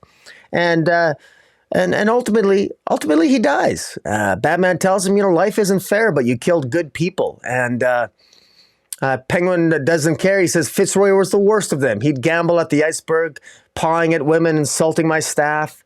And the Penguin is just straight up. He's an angry, bitter, dying old man. And what's interesting here is the Penguin bites a what appears to be sort of a cyanide capsule and dies with the Batman talking to him in the hospital, making it look and setting it up. His final act of revenge on Batman is he's making it look as if Batman killed him. And so Batman flees the hospital, and Batman, feels like a fool for letting Penguin get the best of him like that. But I'm sure he didn't think that the Penguin would actually kill himself, because in fact that's a shock to me as a reader. I never saw the Penguin as the suicidal type, to be honest with you. So this is the Penguin at his most depressed, depraved, and the most dark that we've ever seen Penguin. And of course he's taken himself off the playing field now. Interestingly enough, as this happens, at the same time in the Batcave, there seems to be a protocol that has been activated called the failsafe protocol, and it looks like there's like a mechanical Terminator version of Batman that has been activated, and I'm not sure why this is the case. Is Batman aware that within the Batcave there's a failsafe activation that's taken place? And I'm wondering what it is, and I'm wondering if I got my own theories, but I don't. I'm reluctant to speculate at this time without knowing more information. But it'd be interesting to hear readers' theories. What is this failsafe activation that's taken place in the Batcave? That this robot, clearly Batman must know that there was this Terminator, Batman-looking Terminator within the Batcave that's now been activated. And why does it choose to get activated now as opposed to sometime in the past? I'm not sure. But kudos to artist Jorge Jimenez. Does a fantastic job on the art. Really, really well done. And I'm intrigued. I'm really intrigued because now that Oswald Cobblepot, we know that Batman is thought to be the murder of Oswald Cobblepot, and the consequences. And it would appear that Chip Zardasky's first major story arc for Batman, other than his Batman. His other series is going to be a Penguin story about the consequences of the fallout of the death of the Penguin, and in particular, what the backup begins to tease us about in terms of the will of the Penguin, which is a Catwoman story. But before we get there, what did you think of the main story proper, Jace? Yeah, I thought it was okay. A bit underwhelmed. Maybe it's not fair to always expect Chip Zdarsky to hit a home run. If anything, this does show me that as much as people always refer to Daredevil as the Batman of the Marvel Universe, he's not. They are very different characters. Although the argument could be made they're both very street level characters, there's a kind of a humanity to Daredevil that the Batman doesn't have. As much as Batman is a non-super powered character, he is, as we all know, the engine that drives the DC universe. He's the one that pays their bills. But there's this larger than life mystique to Batman. None of us could ever be Batman. There's maybe some of us that could see ourselves as Daredevil. But Batman, he's a step above in terms of power, mystique, capability, however you want to put it. And I think that's an important distinction. So when Zdarsky's writing Batman the Knight, he's writing this Bruce Wayne who's traveling around the world trying to, obtain the information and skills that he needs to become the Batman. But this Batman that Zdarsky's writing here doesn't feel like Batman to me. This is not a Batman who's only a year in or 2 years in. This is a Batman who's been through it all, who's lost his money, who's lost Alfred, who has done it and been it for a long time, right? This is the Batman. I don't get that from Zdarsky. This feels like a weakened, watered down version of Batman in a lot of ways. Now, the argument could be made that there are issues. Bruce has a lot of stuff he's dealing with. Like I just mentioned, losing his fortune, losing Alfred. possibly losing Tim Drake or certainly seeing him injured here. But for him to fall for something as simple as a bait and switch from the Penguin, it just felt so not Batman. Even though he doesn't really even seem to care that much, he tells Oracle at the end, he's like, well, it's crime's down. Actually, people are more scared of me now. You know what? No, I'm not buying it. Batman's been around so long. The villains of Gotham City know who Batman is. They know he doesn't kill. A really tropey plot point. Batman's been around for decades at this point, and you're telling me that people believe he actually killed the Penguin? Why? He could have killed the Penguin at any point. Why now? Why, when the Penguin is dying in the hospital, is he going to go in there and kill the Penguin? Like, it just doesn't make any sense if you stop and think about it for even a split second. So it lacks any sort of believability. So based on the first issue, I'm not super excited. And I was really excited for Zardasky's run. But this first issue really underwhelmed me. The Jimenez art, I mean, I've said this before. I'm a big fan of Jorge, but not on Batman. I don't care for his style on Batman. Loved his style in Justice League, but not on Batman. It's a little too unrefined for my taste. That being said, what did I like about the story? Well, I loved the failsafe. I love this idea of this robotic Batman, and yeah, you didn't want to speculate. I'll 100% speculate. All I got to think is, and again, you got to take this with a grain of salt because it doesn't make sense that this would be a thing that wouldn't have been activated previously, because this isn't the most original story, this idea of Batman killing somebody, Batman being framed for doing something terrible. Yeah. But if I had to guess, if I'm throwing my speculation out there, so Batman himself created this fail-safe robot, and it's to be activated in case Batman himself ever goes rogue. Then this fail-safe activates and goes and takes out Batman. Yeah, I agree. That's my guess too. I like you. I kind of figured maybe that's a little bit too obvious, but well, I mean, but I don't. But it's never been activated before, despite the fact we've had Bruce Wayne murder, we've had Batman framed for murder in got to be 20 stories, if not more, at this point. Okay, so why has failsafe never been activated before? Well, there's an easy answer for that, because Zardasky's never written the story before, and he's the one that came up with this idea. But in continuity, I mean, that's the real reason, but in continuity, there's not a good reason why it hasn't been activated before. And as much as I don't care that much for Jimenez's art on the series, I do love his design of this failsafe robot. So, based on the execution of the rest of the arc, I may be able to forgive some of these things. I mean, the thing that I love about Zardasky is how much emotion he brings to his stories. If you've read his recent Daredevil work, you'll know exactly what I'm talking about. I thought he did a fantastic job with Justice League Last Ride.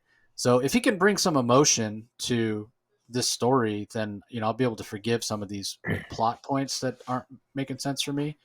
But at the end of the day, what I need from Zardasky, other than, good story with some emotion, is I need him to bring back Alfred and give Bruce his money back, because at the end of the day, those choices, those editorial choices for the narrative, haven't really done anything. Like, their impact, like, remember when Tynan said, I'm going to lean into him not having the resources? It was mentioned here or there, but it never landed with any sort of impact. And so at the end of the day, it's not hamstringing the stories that the writers are going to tell. They're going to tell the stories they want to tell. And the same thing with Alfred being gone. You know who suffers? It's the readers. The readers want to see the Batcave. The readers want to see Alfred.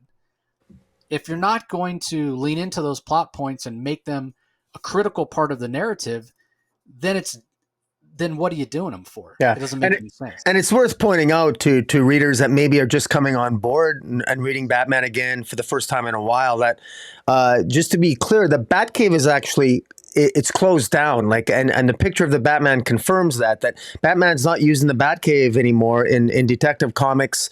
Marika Tamaki's run, Batman was actually had a series of mini caves in the sewage systems throughout Gotham. He's not they call them micro caves. Micro caves, that's right. And so he's not actually using the Batcave under Wayne Manor anymore. And so that's why the image here, for those who are just listening on the podcast, this is an image of, it looks like everything is covered up in the Batcave. It's not being used. And the coloring here is to really good effect that, it's beep, beep, beep. Something's activating in this cave that's supposedly not being used and empty. And so it's this fail-safe device or fail-safe, what appears to be a Terminator type Batman robot. And it makes sense that maybe if Batman's crossed the line, that Batman had safety protocols put in place that he probably erased that maybe he had Zatanna erased from his memory. No, because that's the other part, right? Like if he's using the Batcave and this thing goes off, then he goes, oh no, I'm actually not a killer. I don't need the failsafe to go off right now. But he's not in the Batcave. Yeah. So, I guess in that aspect, it helps that he lost his fortune and he's not in the Batcave, but Zardasky could have found another way around that. It doesn't serve any purpose in my mind anymore for him not to have his fortune and for Alfred not to be around. Like it just, yeah. But so what'd you think of the backup? I did like the backup. The backup makes me want Zardasky to be like, okay, Zardasky, maybe don't write Batman. Can we get Zardasky writing writing Catwoman? Because I really liked it. The Belen Ortega art I thought was fun as well. And you know what's interesting, and I didn't necessarily think about it till just now. I'm talking about what a great job he does on Daredevil, a more street level character. The argument could be made that Catwoman is a much more street level character, and he's even bringing her down further, right? Within the story, Catwoman herself is thinking, I need to get back to my roots. Stealing diamonds, and instead of trying to make Gotham a safer place and blah blah blah, right? Mm-hmm. And then it comes out that she's going to help this character called the Executor, and the Executor in terms of executing executing wills, like legal contracts and whatnot, who works for the Underbroker, who's like this. I think he's fully automated, like an android. He's a great character. He's got like a handlebar mustache and chops and whatever. He just looks great. And his job is to execute the will of the Penguin, who killed himself. Again, very surprised, but we all know he'll be back. But he doesn't, he's like, based on, my programming, I don't have any confidence that I'm going to be able to execute this will because I'm going to be unable to find the majority of the people that need to be there for the reading of the will. And so he's like, Penguin set aside money for these people to be found because Catwoman's like, why would I help you? He's like, well, I'll give you $500,000. That's the finder's fee that the Penguin set aside. That doesn't sound like a whole heck of a lot of money, but yeah, Bruce Wayne is broke now. So to Catwoman, it sounds pretty fun. So, and she could certainly use the money. So I like it. It's a more street level type story. And I think that's where Zardasky excels. Now, whether his Batman run gets better, we'll have to wait and see. But I'm just talking, first impressions here. What didn't work for me with the main story, and not that I didn't enjoy it. And again, I'm very curious about this failsafe character, but I think the backup was more successful. I just think it's a better executed narrative, and I wonder if it's just maybe Zardasky just needs to get his footing.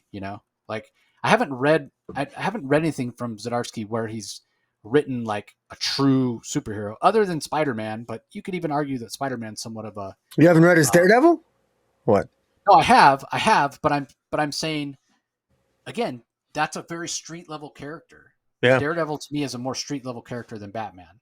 Batman is he's more of a superhero. Even though he doesn't have super heroic powers, just the way he is, he's so smart, he's so capable in the DC universe.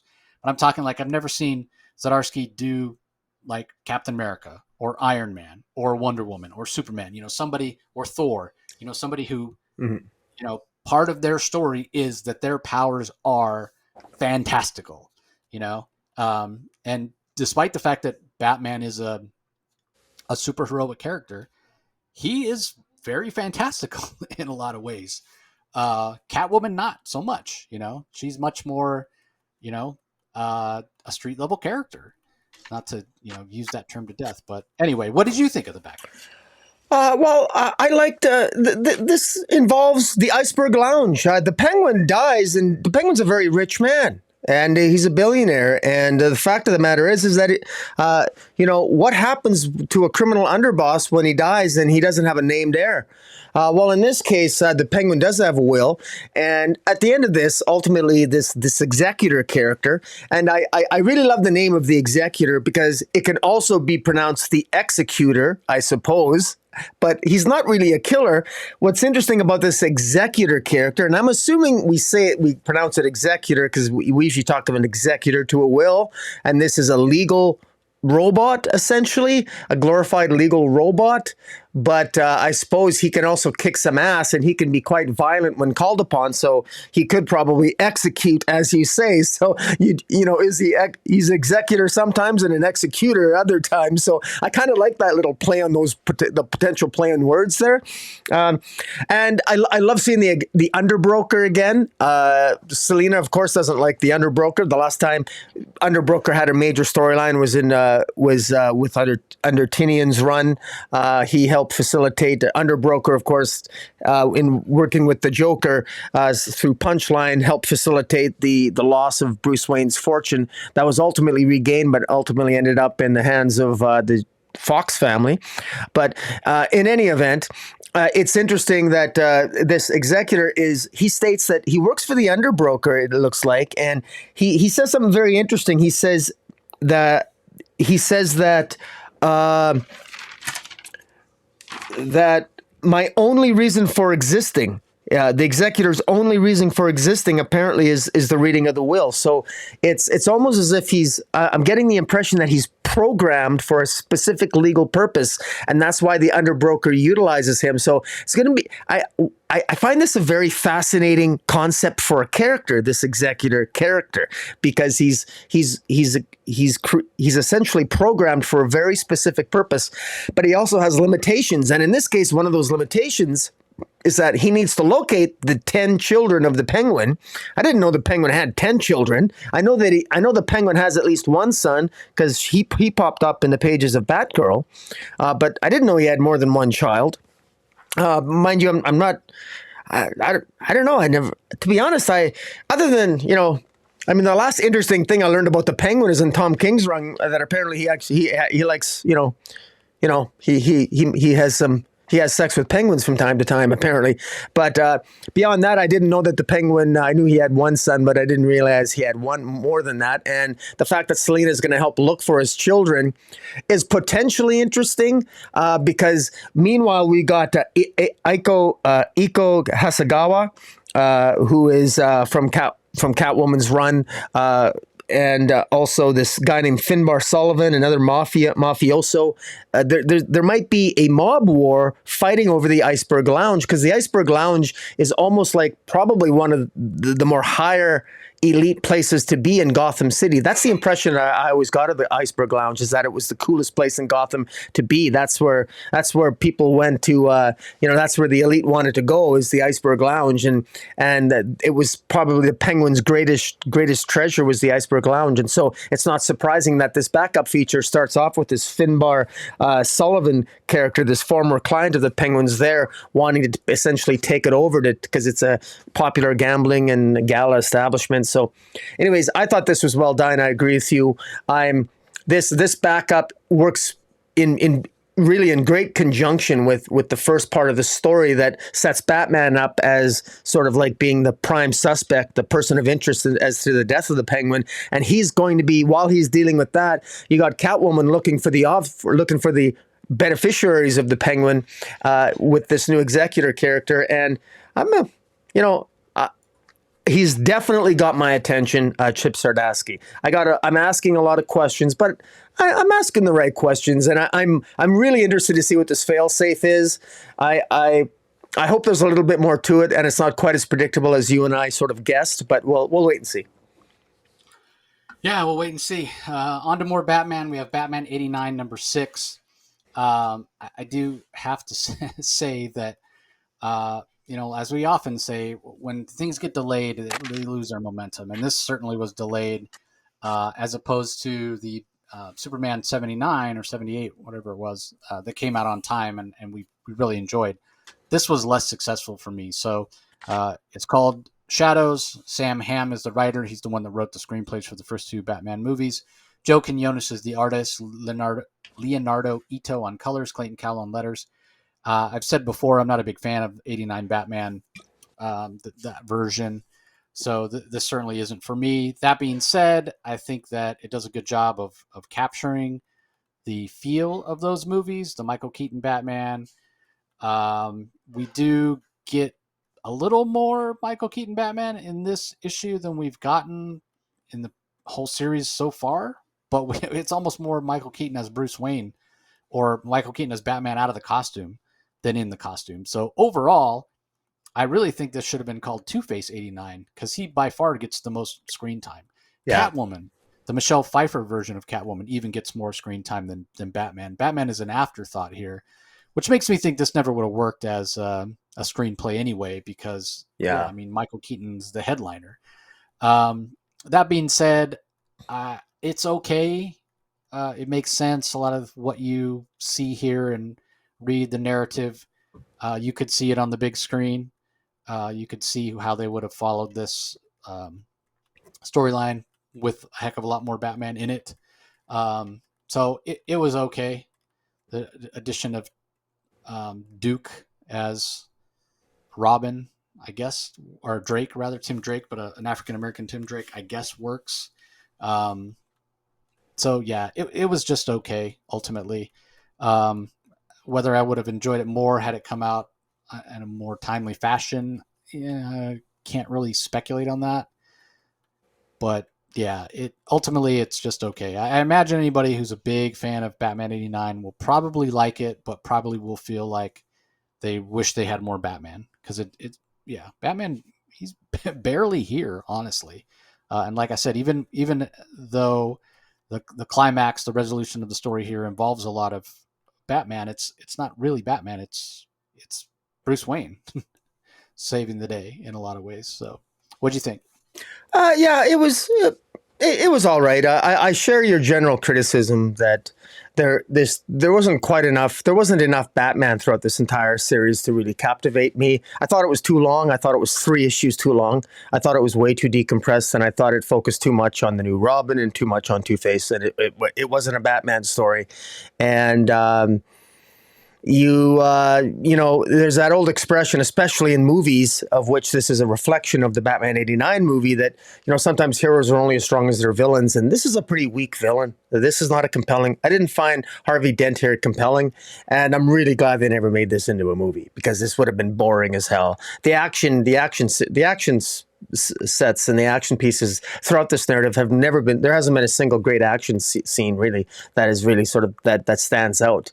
Now, having said this does have good character moments, so I will give writer Sam, what's his last name again? Sam Hamm. Yeah, I will give him some credit because I actually the character work here is actually pretty good. Particularly the character work between Michael Keaton's Batman, Bruce Wayne, and Harvey Dent, Two-Face. That Batman does try to reach him. Bruce Wayne does try to reach him by talking him down and actually trying to palm a coin to try to get him to.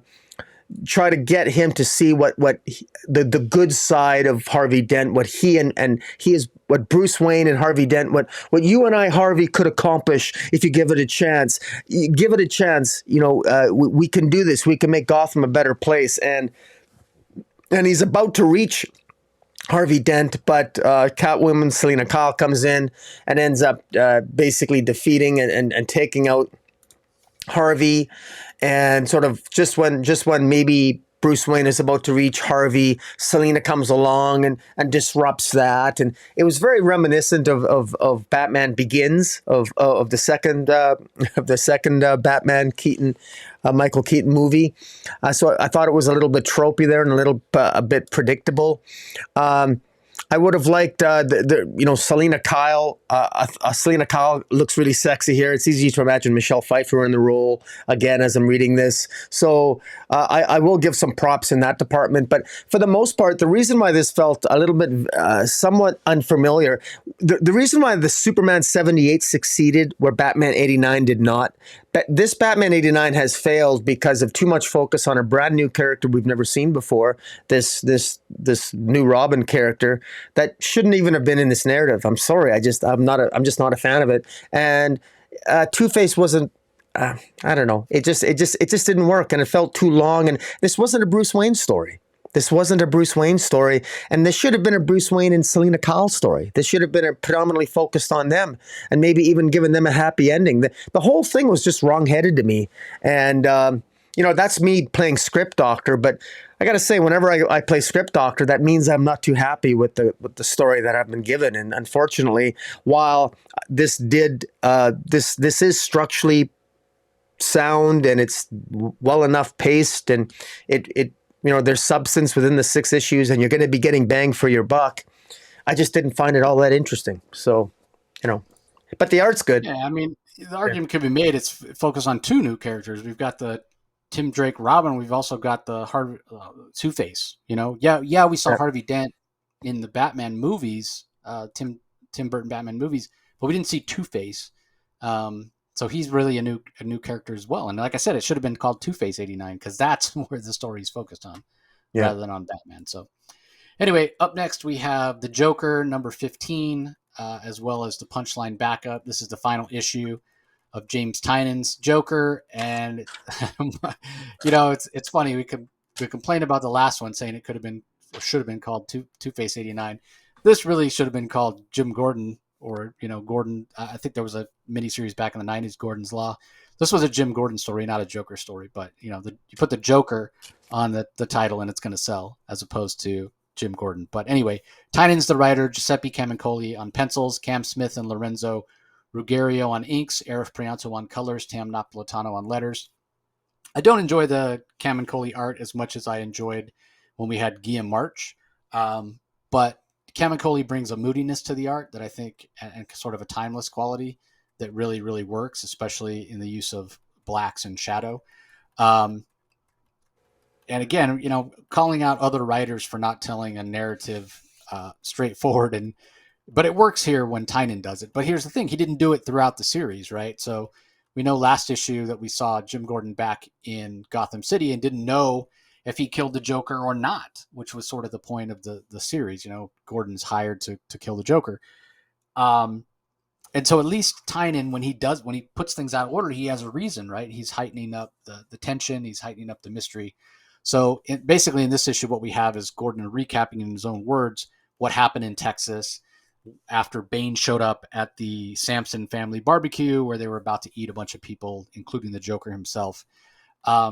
Ultimately, in Gordon's own words, it really comes home who Jim Gordon is in terms of the guy's a hero. He never was going to, and I don't think anybody who's a longtime DC reader really would believe that Jim Gordon would kill the Joker, as much as Tynion gave us, trauma after trauma, event after event from Gordon's life where he seemed to have every reason to want to kill the Joker.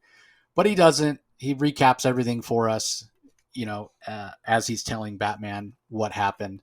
It all makes sense. I wouldn't say is predictable, but it kind of falls into place. What's really interesting is at the end, when we find out a couple of things. We find out that Vengeance, she was pulled away from the Joker, her, kind of programming that the people that created her basically, had inside of her brain to want to kill the Joker. Her father, and you use that term in quotes because she's a clone of Bane, a female clone of Bane, obviously. But Bane was able to talk her down, like, "Hey, this is foolishness. You gotta let go. You are your own weapon. You can't be the weapon of the people who programmed you to kill the Joker. Let it go. Let's go get the people that you're really mad at. The people that created you, the people that used you as a weapon."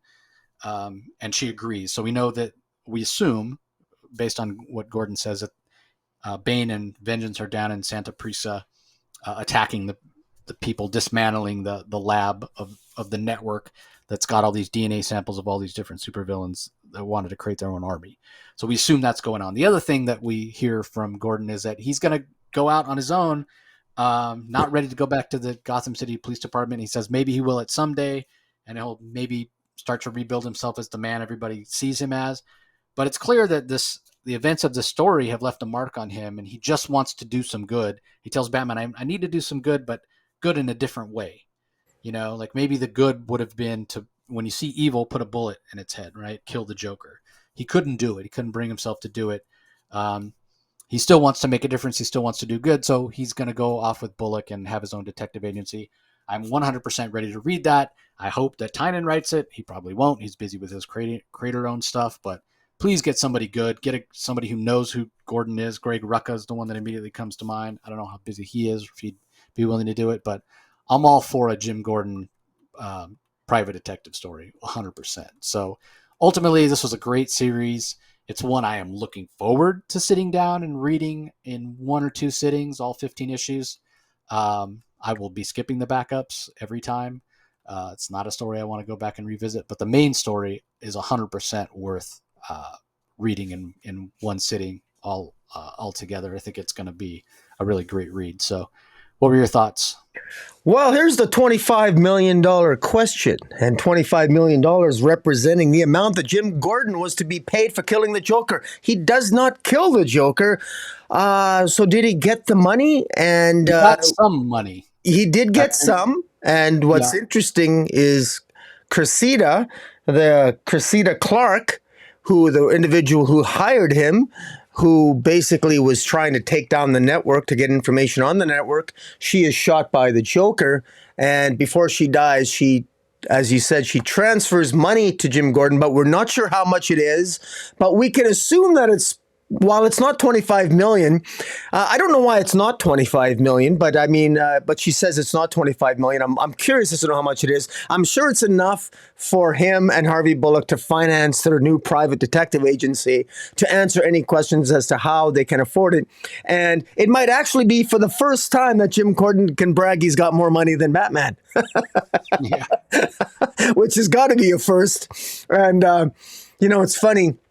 I would have thought it wouldn't have been in keeping with Jim Gordon's character, but I would have thought he would have just maybe taken a dig at Batman or something, or saying, I got some cash now, and get it. Now he needs a Gordon mobile. That's what he needs, a cool car, just like Batman. That's the first thing he's got to buy, because I bet you that's what Harvey Bullock's going to buy. But anyways, I digress. This wrap up, this summary of the things, the first half of this issue was Gordon explaining to Batman what readers, if you haven't been able to piece together what's been going on in the previous 14 issues, it sort of spells things out. It actually, in my view, spelled things out in a way that I was actually surprised a little bit. I'm very egotistical when I say that. I think that my theory had my version of the story is much more exciting than the one Tinian told to tell. But it is what it is. That's my arrogance.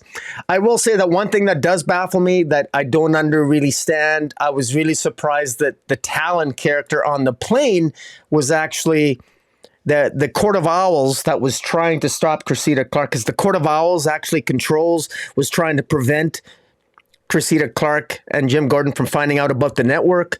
They actually had James Gordon Jr., they resurrected the corpse of James Gordon Jr. to become a Talon, and somehow Barbara Gordon knew that it was her brother, and I don't know how she would possibly know that. That's the only question that I have that's unanswered. How would she possibly know that this Talon character was her brother? Did she, like that? That's just, to me, that's like completely out of the blue. We got no clue in terms before as to why that would be the case. So I'm a little bit surprised by that. But I suppose that's just a way of maybe tying in the Gordon family. The Court of Owls wanted to psychologically make a blow to Jim Gordon, and so they wanted to prevent Jim Gordon from getting any information on the network because they didn't want it to be taken down, because the Court of Owls was part of the network and setting things up, and they were obviously that this network is also getting DNA samples from all the villains that form part of the network, and that the villains, when they vacation at these resorts, they get the network gets DNA samples from them to sort of create their own boogeymen and their own villains that they can control. And all of this, Gordon managed to get information from all of them.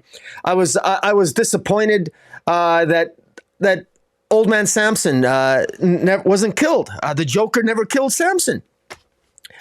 Old Man Samson, Sawyer Samson, the guy who wanted to get revenge on the Joker. The Joker leaves the vault and doesn't kill Old Man Sawyer Samson, the mafia guy, the guy who eats people. The Joker doesn't kill him, but instead he shoots Cressida Clark, the one who hired Jim Gordon to find and kill the Joker, which I can understand maybe the Joker killing her, but why not the mafia guy that went out of his way to try to kill you as well? I thought that was a little odd, but of course Joker doesn't always have to make sense. He's psychotic. That's always the excuse for the Joker. You can't write the Joker out of character because he's always unpredictable. But I was a little bit disappointed in that. I wish there was more consequence here. Everything wrapped up a little bit too conveniently. Vengeance is alive. Bane is alive. The only one who dies is Cressida Clark. There should have been more death. Even Sawyer Samson doesn't die.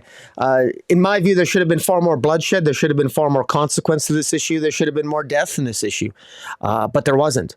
And that's a nitpick. But I was really, really hoping that this story could have maybe stood out a little bit more. I thought the Bane and Vengeance storyline was particularly disappointing. How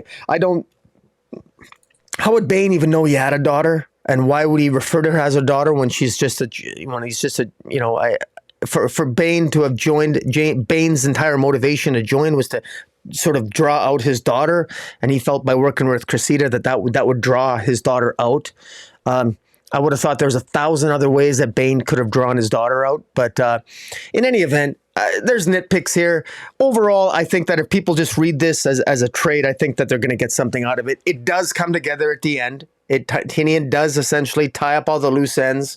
Not to my satisfaction, because I would have tied it together differently, but it does work. It does work. But I think for the casual reader, 15 issues, this is going to be an expensive trade. This did go on at least 4 or 5 issues too long, I think. That's me being critical. But I do look forward to what we're missing. We need something like Gotham Central. We need the DC Universe needs a detective comic book series, and I can't think of a better 2 characters to have it than Jim Gordon and Harvey Bullock. I would love to have a sort of like a Gotham Central type of returning to that type of detective sensibility, and those characters are perfect for it. So. Yeah, I definitely don't think it went on too long because it was definitely a journey for Jim Gordon. Obviously, multiple trades. I would say the backup went on way, way, way too long, and I could have done without it. I don't have much to say. I don't really feel like this backup added much. All it did was remind us that Punchline is definitely a villain for this millennium, in that she manipulates information. And there was a time where a villain like that wouldn't be very believable, but now it's far too believable. And maybe that's what I don't like about her, despite, maybe in addition to the fact that she's very derivative. But I just have a hard time, wanting to read about a villain who is exploiting the ignorance and stupidity of others because they believe the absolute nonsense and lies that are coming out of her mouth. And that's ultimately what we got here in the final panel, is just us reminding how stupid people are. They can just look at the evidence, look at the evidence of your own eyes. That's all you need to do, is look at the fact she was right there alongside the Joker while he was killing people during the Joker War. That's enough. That's enough for me. Yeah. So yeah, I could have done without this. The art was inconsistent throughout. Don't like Punchline as a character, and if anything, I like her less now. The more I read of her, the less I like her. So that's all I'll say. Well, I agree with you on that. I think they absolutely squandered and they lost the opportunity to make Punchline an interesting character. I think that this has been just, I hate to say, I'll just say it. It's just terrible. I found it terrible. I thought it was very badly put together, the Punchline storyline. The Punchline storyline absolutely dragged on way too long. I thought it was terribly written, terribly structured. I thought the characters were uninteresting. I think Bluebird, I'm out. Like, I don't like Bluebird to begin with, and boy, does she come across like a moron here. I mean, at one point, Punchline even pulls out Bluebird's nose ring. I mean, what kind of a fighter are you that your opponent, who's a glorified computer hacker, can get close enough to you that pulls out your nose ring? And what the hell are you doing wearing a nose ring and you're a fighter anyway? Like, I mean, I'm sorry, but I'm not a fan of Bluebird. It's a ridiculous character. But from the beginning, it was obvious when Punchline was first introduced that she could be utilized. It's her relationship with the Joker that made her interesting to me, and the fact that she might, I assumed early on, and I've said this when we reviewed early issues, that her most interesting aspect is being able to key into the key aspects of social media and utilize social media to her advantage.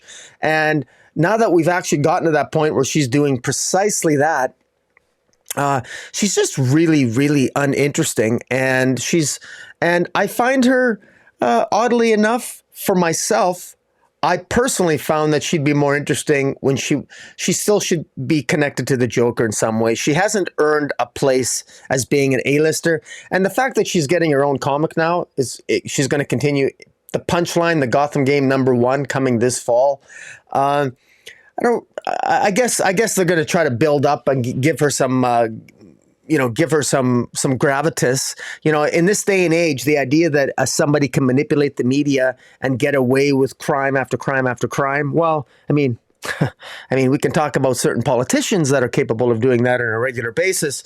Not that it's going to be a political comic, but I mean, I can believe that in principle, but frankly, what Harley Quinn had that Punchline doesn't. Harley Quinn had something that I could latch onto and like, and at some point she was a psychopath that there was some sympathy there that I could find and latch onto, even even Poison Ivy, who is a psychopath. We just reviewed Poison Ivy #2. Even though she's psychopathic, she's evil, and I have issues with that. I know that there's good in Pamela Isley somewhere, and there's still something interesting about it. But I have Punchline is genuinely unlikable on every single conceivable level, and she's a manipulator. And there's nothing else for me to latch on to where there's absolutely no empathy that I can find to have for the character or relate to in any way. And that's why I just don't like her as a character anymore, because of how badly done this was. They had the opportunity to make Punchline actually have a likable part of her character. Why couldn't you have made one aspect of Punchline likable? Have a friend that she actually, an actual friendship that she has. Somebody that actually cares for her. Somebody that she actually cares about. She's unlikable and she's irredeemable. She's got no relationships at all. Even bad guys don't know they're bad guys, or don't necessarily know they're irredeemable. But Punchline, there's literally no redeeming quality about her at all. No relationships. She has no friends that trust her. Nothing at all. I guess if they're going for a female Joker, I guess. But this, I don't know. It hasn't worked for me, and it's really squandered an opportunity. Yeah, I can't disagree. She's highly unlikable. I'm disappointed, much like yourself, that she's getting her own series. I think there are other characters vastly more deserving. But that being said, in the hands of the right writer, maybe somebody can come in and turn her around. That's all we can hope for. So anyway, let's move on. Up next, Multiversity Teen Justice #2, written by Danny Lore and Ivan Cohen. Art is by Marco Failla. Colors by Enrica Aaron Angiolini. Letters by Carlos M. Mangwell. What'd you think? It's just coming up now on the screen. I enjoyed this better than the first issue, because it got to know the one main character who is sort of it's clear here that what we're getting involved into is sort of like the Church of Blood, or I guess the Church of the Sister Blood, and sorry here, and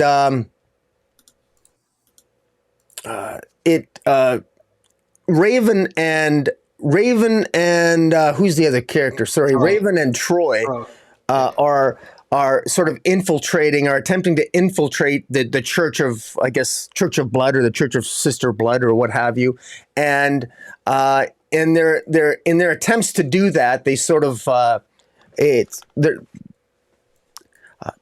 it's actually a decent amount of character work. I actually thought it worked better this time. I could follow it a little bit better. It wasn't as disjointed as I thought as the first issue. I actually even appreciated the fact that writer Danny Lore and Ivan Cohen, I actually found it nice that they actually put the names of the characters when they appeared in some of the panels, because I'm still getting to know these characters. And so I actually appreciated that. I actually appreciate being spoon-fed a little bit on these newer on the getting to know some of these newer characters. There's still sometimes the pages seem a little bit crowded for me, but one thing that I think that I could get into, and I did have to read this twice, is sort of like these characters as teammates. They're kind of brats. There's an immaturity about them that they're constantly bickering and actually fighting with each other regularly, and but I guess they're doing it for fun. They end up flying. It ends up that they end up flying all over Supergirl. Supergirl and Robin end up going to the island nation of Zandia and confronting the same individuals that they fought last issue. Robin is more hot-headed. I'm starting to see the characters more flushed out. Robin is more hot-headed. Supergirl is a little bit more level-headed, and we don't see in this issue. We don't see in this issue the main story come together. I'm still a little bit lost. We don't see Sinestra in this issue. She appeared at the end of last issue, this female version of Sinestro. So I don't know what happened to her. I'm not entirely clear.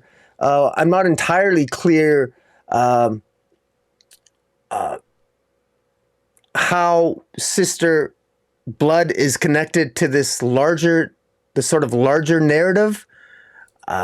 In terms of, because I'm getting the sense that there's some kind of alien threat, and because they're also on Domus Amoris, which is a planet home of the Star Sapphires. I'm not really sure why they're there, but I'm sure because we've already got Sinestra that we're going to have some Star Sapphires as well. And I'm wondering if Star Sapphires are going to be women or if they're going to be men, because everything's gender swapped.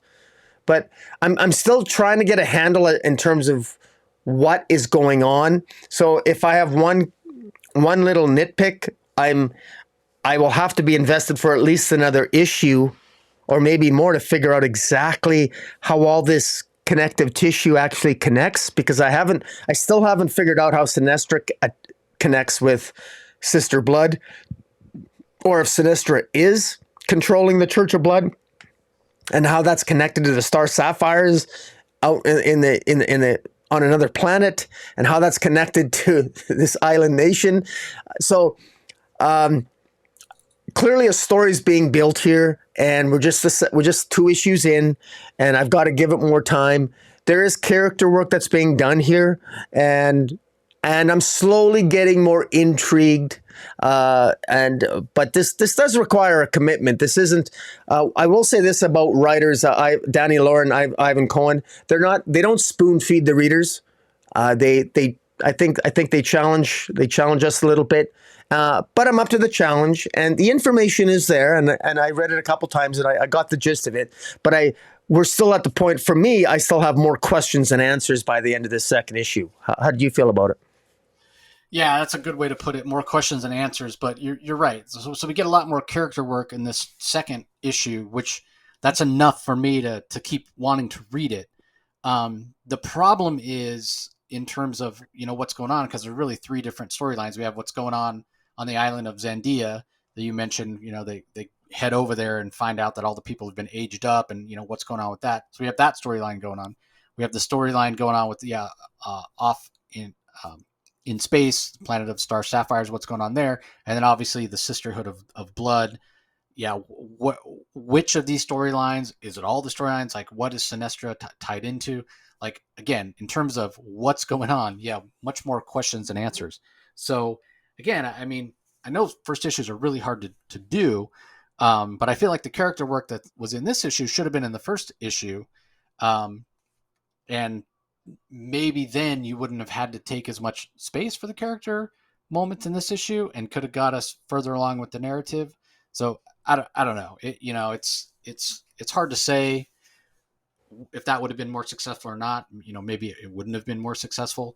What's clear is the same thing that we said about the writers, the creators, when we talked about the first issue, is how much they care about these characters, how much they care about this story. So it definitely feels like we've been dropped into the middle of a very big story, and how it's all going to play out and how it's all going to work, we don't yet know. But yeah, based on the strength of the character work in this particular issue, I'm in for at least one more. The other part of it is this, and it's something else that is kind of a hook in a way. These are gender swapped versions of characters that we're familiar with, but that doesn't mean that their personalities are the same, right? So Raven here may not have the same personality of the female Raven that we're used to reading about. Same thing with Troy. So I do like that aspect, because it kind of subverts expectations. You can't help, because these names and these characters, the other version of them from Earth Zero. You can't help but think, oh, Raven is Raven, Troy is Donna Troy, Robin is Tim Drake. You can't help but think that and sort of expect them to act that way. So then when they act, quote unquote, out of character, it's kind of a nice surprise. They're not really acting out of character, because they are different characters, but you can't help but, at least I couldn't, expect them to sort of act like their main universe counterparts. So yeah, definitely better than the first issue. I'm in for one more. So let's move on. Monkey Prince number 6 is up next. Jean Luen Yang is the writer. Bernard Chang is the artist. Marcelo Mayalo on colors. Janice Chang on letters. This was a fun issue. We know that Marcus is in Amnesty Bay. We know that his parents are working for Black Manta, and they basically imbue the Silverhorn demon into like a crab, like a hermit crab, and it attacks the high school that Marcus is at. Obviously, the parents don't know that that's what Black Manta is going to do, but when they're fleeing after Marcus successfully overcomes some of his fears and defeats the crab or shrinks it back down to normal size, he sees Black Manta fleeing with a couple of his henchmen, and right away he recognizes that it's his parents. Now, I mistakenly thought a couple issues ago, when he rescued them, when they were working for the Penguin, that Marcus knew that they were his parents. He did not, but then we saw last issue on the trip to Amnesty Bay, he saw them hide from Superman, and that kind of raised suspicions in his mind, and now those suspicions have been confirmed. So I love that aspect of the story that's going to come in the next arc, as Marcus is going to have to try to confront his parents, or figure out some way to at least have a conversation with them. I'm assuming he's a superhero and his parents are you say supervillains, they don't have any powers, or mad villain scientists or what have you. So I like that aspect of the story. Other than that, the first sort of third of the issue is learning about the Monkey Prince's true father. And so it's definitely building off Chinese mythology and Chinese lore. It's very simplified, I think, in a lot of ways, because if I'm not mistaken, Chinese mythology is really complicated. So I like that the creators are getting to put some of their own heritage in here. Jean Luen Yang is going to be on the show soon to talk about the first arc of Monkey Prince, so looking forward to that. But yeah, throughout, the strength of the series is the same as what I said from the beginning. It's that they're taking this complicated mythology and folding it into the DCU and making something that's very representative of their culture, that any DC fans that are of that same heritage can probably find a lot of things that are familiar and interesting to them. So I like that aspect of it. Plus, at the end, we do find out, because we're told throughout, that the original Monkey Prince, he disappeared in a battle with Darkseid that happened in Monkey Prince Zero, and he's still around, but they don't know where. They figure he's outside of like the regular DC reality. And so on the last page, we do see him floating in the Phantom Zone, which kind of hints that we'll see more of him coming up soon. So, what'd you think? I had no idea that was him floating in the Phantom Zone. I mean, I'm making that assumption. It doesn't say that. I think you're right. I think you're right. To be honest with you, I didn't know what that was. Now I guess it is a monkey upside down holding his knees, but my God, my eyes must be playing tricks on me. But now I see it. It's almost like an illusion to me, but I didn't realize that. But yeah, I guess that makes sense. Problem is that DC keeps depicting the Phantom Zone in different ways. It's the effects of the Phantom Zone are always depicted differently by different artists now. There's no consistency in the DC universe from title to title and how they depict the Phantom Zone. But no, that makes sense. I enjoyed I for the life of me, I did not remember reading. I know I've read Monkey Prince issue 0, but I did not remember his father fighting Darkseid. I don't remember that at all. So I'm going to have to pull that issue, and because I know I own it, I'll have to pull it and reread it, because my God, it's pretty pathetic when I forget a comic book that I'm sure that just came out like last year. So, but I enjoyed it. This was a good recap. Apparently, I needed it. I mean, these things have happened, and I've apparently read them before, and I don't remember. But I love the premise. I love the premise that here's this Monkey Prince. He doesn't even know that his parents are essentially constantly working for supervisions because they're scientists, and now they're working for Black Manta. And they build Black Manta, this device that harnesses some crazy magical energy that brings forth the Silver Horn King. And I thought it was there's some silliness here that you really got to that maybe if I'm being really nitpicky for the mainstream DC universe, it lacks a little bit of verisimilitude, because we are to believe that the Black Manta is so happy with the Monkey Prince's parents that have brought forth the Silverhorn King, that the Black Manta, beware Atlantis, for today Black Manta attacks at precisely the same time that the Trench King decides to attack Atlantis. But if Black Manta was going to attack Atlantis, why did the crab creature attack Amnesty Bay and not Atlantis? It doesn't make any sense. Black Manta specifically said, Black Manta's, Atlantis, here we come. Black Manta, attacks. And but they don't go to Atlantis. Instead, they go to Amnesty Bay, and they're, of all things, it seems oddly forced and coincidental that they're attacking this school that happens to be the same school that Monkey Prince Mr. Young Shugelshen is at. So I thought that seemed a little bit forced. I mean, it makes for a fun comic. I get it, but that really threw me off. Then I'm not sure why they showed the creatures of the trench, and I was a little bit confused because we got Dragon Town in Atlantis. I'm not sure what was the purpose of showing these dragon creatures in Atlantis. Are they somehow going to be brought forth or part of the Monkey Prince lore? I didn't know that Atlantis had dragon creatures living in a portion of Atlantis it says the Dragon Town neighborhood of Atlantis. I didn't know Atlantis had a Dragon Town. That's but maybe I missed that in Hawkman comics. But anyway, it's fun. It's fun. I mean, it's different. I'll be honest, I don't need this to fit neatly into continuity in the mainstream DC universe, because this is not why I'm reading this comic. I get it. This is trying to attract new readers. It's fun. It's crazy. It's kind of all over the place. I actually like the fact that Black Manta is just plain evil and being a jerk, and they're not trying to, whatever the heck they're doing over in Aquaman. I like this Black Manta anyway. Keep him evil, keep him simple-minded and evil. Yeah, that's where he's more interesting. So this is fun. You know, we said it one thing about Yang with his writing. He was really fun with Batman Superman, and he knows how to script a fun action packed arc. And every single issue we've gotten out of him, and this is issue 6 already. There's always action. There's always something crazy or insane happening. So I'm always entertained here. And while I have these kind of questions where I'm sort of maybe shaking my head and wondering what's going on, there is some fun to this. And I love the fact that he's discovering that his parents aren't who he thought they were. And this really, really works. And at the same time, we get to see all the villains at different places in the DC universe. And that's such a cool concept, having parents that work for various super villains. It continues to work for me. So kudos to him.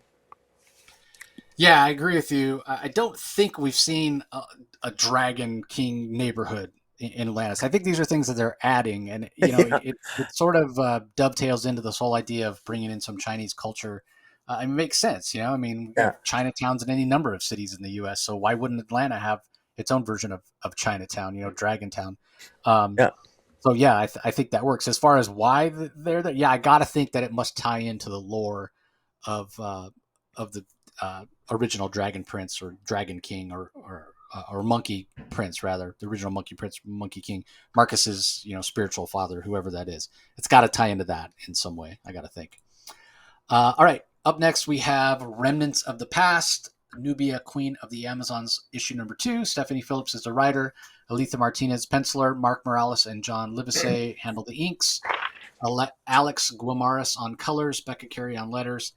I thought this was okay. A little bit of a time jump after the mudslide that Nubia got caught in last time. She's in the hospital when this issue starts off, which doesn't really bode well for how powerful of a character she is if she can get taken out by a mudslide. Yeah, we get a lot of flashback that's from exactly her right. previous life when she was a princess. Princess Zahava is her name. Somewhere in princess somewhere in Africa. She's got this amulet that she was given that they're not sure of its intentions. Like Hawk Girl shows up or Hawk Woman shows up talking about whether or not it might be the cause of some of the things that have happened. We get a little politics with Brazil saying, why was Nubia there? Is this her fault? She was here meddling in our country. And then for some unbeknownst reason, these unknown attackers are amassing outside the hospital where Nubia is. So her, along with the other Amazons, go and attack. And then we find out that one of the people that's attacking is this Zilla character, who I'm not 100% sure, but somebody from her past when she was a princess is how I took that. But I might be misreading that. I honestly don't. Yeah, I don't know either. It didn't sound familiar to me, but I'd have to reread previous issues if she was mentioned before. I don't remember her, but yeah, but again, this is only the second issue, so I feel like we're still in the setup phase, so to speak.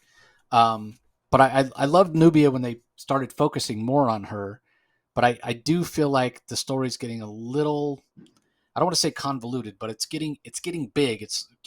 There's so many characters, and we're flashing back through time, and it's hard to remember. Again, maybe it's just because you and I read so many comics. So I sort of wish this was a little more focused. I think that obviously the Trial of the Amazons, we had our issues with that. And yeah, not every story needs to have 50 characters in it.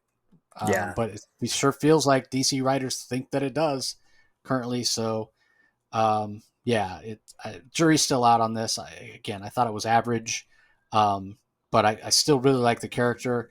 I think the art is fantastic. It's the best part of the issue. I really loved it, especially the scene where Yara Flor and two of the other Esqueda Amazonians are walking into the hospital to visit Nubia when she's there. I just love the swagger that Aletha Martinez brings to that panel. Sexiness. Definitely is. There's a sexiness to the Escazita tribe that rivals any other any other tribe of Amazons. I think I'm beholden. If I had to join an Amazonian tribe, and I'll just self-identify as a woman and join the Escozita tribe, since apparently I don't require a vagina anymore to be a woman on Paradise Island. Not to annoy anyone, but I mean, hey, to each their own. Let's have some fun, But Yeah. So yeah, the art's where it shines, especially where this issue shines, especially in the fight at the end. So yeah, jury's still out on this. I'm still interested. I'm still intrigued, but I do hope for a more focused narrative going forward. So yeah, what are your thoughts other than self-identifying as a woman? yeah. Yeah. Call me an Amazon. Yeah, I'll be a lesbian for a few years. What the hell?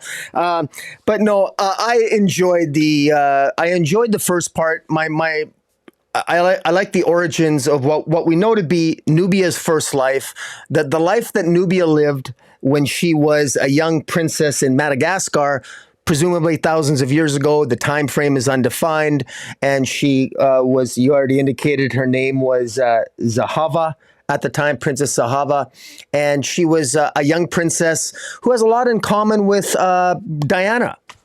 In that she was a young princess who desired to be a warrior. She doesn't want to be queen, but her father wants to move her away from being a warrior princess because he wants her to, she's going to be queen one day and she's going to rule one day.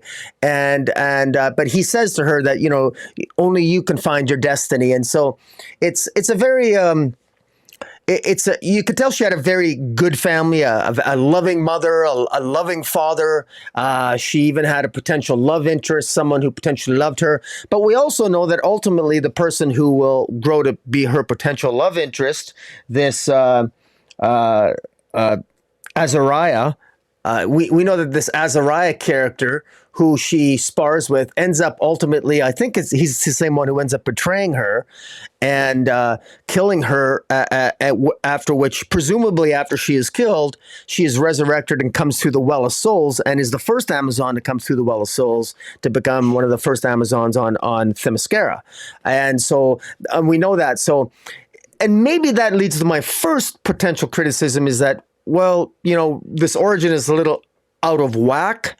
We maybe should have, is not quite in the right order, but it's easy to catch on to. And it's, if there's, so the origin's fine. I mean, we're getting that. Where I think that there's some struggle here, and you absolutely nailed it on the head, is what's with all these characters?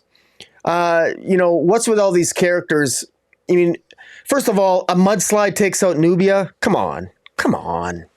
I mean, I'm reminded of, I remember Greg Rucka, and I said this before, Greg Rucka one time when he first started writing Superman, he said the best advice he ever got on writing Superman, somebody told him, he said, remember that you have no budget. You have an unlimited budget. In other words, the limit is your imagination. And I mean, use your imagination. If you're going to take out Nubia, this powerful Amazonian queen, I mean, come on, a mudslide? Again, I realize they're there for climate change and the Amazons are there for political reasons and what have you, but still, think bigger. Think bigger, think more creatively. And I mean that in the nicest way. But this is Nubia. This is a powerful Amazon. You've got all these gorgeous Amazons there. Too many of them, by the way. The whole tribe, Nubia, when you do something, you don't need the whole tribe with you. Wonder Woman doesn't bring half of Themyscira with her when she's on an adventure. Nubia, you're the queen. I know that, it's odd that a queen's going to be running around doing all what you're doing anyway. Arguably, you should appoint people to do that. But if you're going to insist on doing it yourself, it makes it more fun when there's fewer people. I would have liked to have seen just Yara Flor, Hawkgirl, and Nubia. That's all we needed. I don't know why. We don't need to get to know this supporting cast. It serves no narrative purpose. Why do we need to know Bia and all these other ones? We don't need to know them. We don't need them.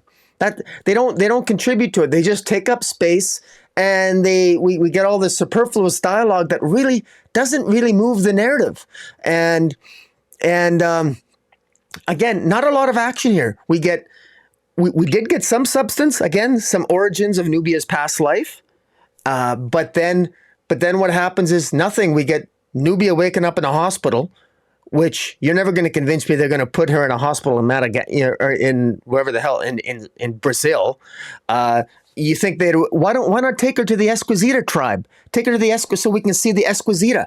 Let this amazing artist show off their skills drawing the Esquisita tribe. We know there's a healing ray on Themyscira. What's the equivalent of the healing ray or the purple healing ray in the Esquisita tribe? You have an opportunity to do that. You didn't do that because, well, you wanted to have this big battle in the hospital. Why not have a big battle in the midst of the Brazilian tribe? We get to see more of Yara Flor's tribe. I don't know. Again, it's another example of me playing script doctor, that these things just kind of, it's so obvious to me. You're actually in Brazil and you're having an action sequence outside a hospital and not with the Esquisita tribe and in the jungles of Brazil, where you can actually do those things. These are missed opportunities to me. That if we're gonna have all these Amazons in one place, we shouldn't have them outside a hospital fighting a bunch of odd mechanical beasts.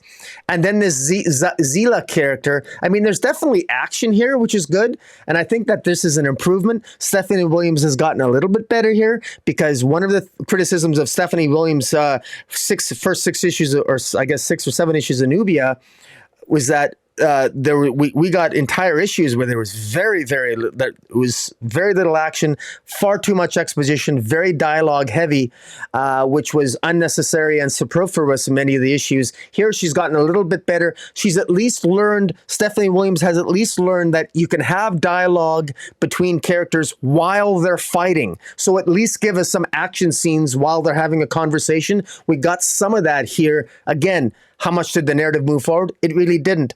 All this to get to the end when Nubia basically wakes up in a hospital and then gets into a kerfuffle and then meets Zila, or this Zila character who's asking for the amulet that Nubia had in her past life. But so this is progressing. The art's fantastic. I'm still involved, but again, like you said, maybe too many players here. I mean, too many chefs in the kitchen. Yeah, I agree 100%. All right, let's move on to the last book we're going to talk about in detail, Flashpoint Beyond number 3. This is from writers Jeff Johns, Jeremy Adams, and Tim Sheridan. We have art from Zermanico and Michael Yanin, Romulo Fajardo Jr. and Jordi Belair on colors, Rob Lee on letters. Clockwork Killer Chapter 3, The Secret of the Superman. What'd you think?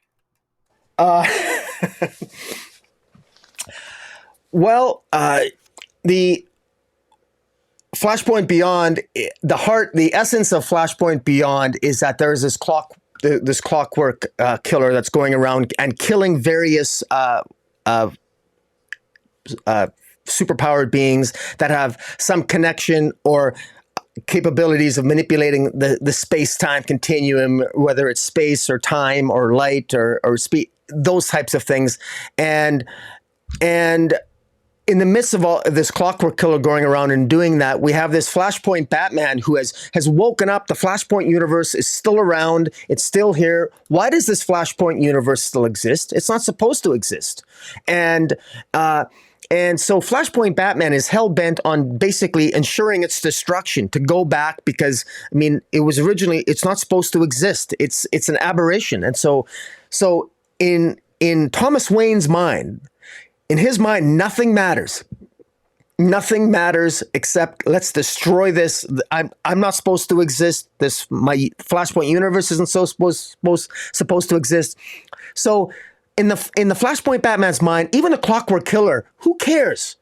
It's once this universe dies, who cares? And so this idea that nothing matters comes smack dab against the force of Subject One, who is the Superman of the Flashpoint universe, and because the Superman of the Flashpoint universe, this Subject One, is just like our Superman, and his idea is that everything matters. Everything matters, and he's the polar opposite of Thomas Wayne's thinking. And this issue starts off with, quite spectacularly in my mind, in a very cinematic scene showing Superman, Kal-El, rocketed off the doomed planet Krypton, but with a major twist. Many rockets are sent flying out of Krypton. So it's not just Kal-El that's sent to another planet to look for life, apparently, but it's other people and other children and other rockets. And in the Flashpoint universe, we know that the rocket doesn't land on a farm. On a field outside of Kansas of Jonathan and Martha Kent, but it crashes smack dab into the city of Metropolis and kills millions of people. And as a consequence of that, flash forward to the future, Sarge Steele releases these secret government documents, which puts the blame on the destruction of Metropolis on this Superman Subject 1 character, who right away is a person of suspicion. And last issue ended with Superman Subject 1 confronting Flashpoint Batman, who was basically battling against sort of like Captain Boomerang of the Flashpoint universe. And this Superman confronts Thomas Wayne and says, he stops him from killing Captain Boomerang, because this Flashpoint Batman's going back to his old ways of utilizing lethal force, because nothing matters. It doesn't matter if I kill. It doesn't matter about Gilda Dent, who's in Arkham Asylum, worried about her son. It doesn't matter. Nothing matters. So Superman says everything matters, and he takes Thomas Wayne, and he takes Thomas Wayne to a sanctuary where they meet up with Poison Ivy, and Superman shows Flashpoint Batman the message that he got from his father, basically saying that, look, if you're receiving this, my son, it means you have survived, and basically get ready, we're going to join you, and it's going to be a Kryptonian invasion, and they're 5 days away from a Kryptonian invasion. And I got to tell you, man, this completely threw me. I did not see this coming. As if Flashpoint Batman doesn't have enough on his plate, he's figuring out a ways to what the hell happened to, Barry's dead. This issue ends with Thawne end up being killed by the Clockwork Killer. So even Thawne, the Reverse Flash, is dead. And you've got all that happened between Wonder Woman killing Aquaman. So that the Amazons are going to be attacking Atlantis and the rest of the world. Now, in the midst of this world in chaos, we're 5 days away from a Kryptonian invasion. So literally the Trinity is a mess here between Superman, Wonder Woman, and Batman, and then you throw in Aquaman. Flashpoint universe is an absolute chaotic mess of a world right now, and we're only 3 issues into the 6-issue series. Full props to writer Jeff Johns, Jeremy Adams, and Tim Sheridan. Again, none of us really know exactly who's scripting what pages and what dialogue, but they sure work well as a team, and I really hope that Tim Sheridan in particular is going to pick up and learn something from it, and Jeremy Adams is already doing pretty good on the Flash, because taking their lessons out of this series moving forward, this is so much fun. I'm so looking forward to what's going to happen here. Who ends up killing? Who is this Clockwork Killer? We get another clue as to who the Clockwork Killer is, because apparently at one point at the beginning, he shows up in front of the Penguin, the Reverse Flash, and he basically says that he's after me again. So Thawne says he's after me again. Well, again, so that means whoever is the Clockwork Killer has in the past gone after Thawne. So that's another clue as to who the Clockwork Killer is. And I'm just talking out loud. I'm not sure readers and people listening can go through the suspect list as to who that could possibly be. But I'm really intrigued by this. I love the art here. The art is by Exomanico is fan, and Mikel Janin is great. Colors by Romulo Ferjuda Jr. and Jody Belair. Excellent. I'm absolutely. I'm loving this. This is. There's even hints here. It's tied into the larger.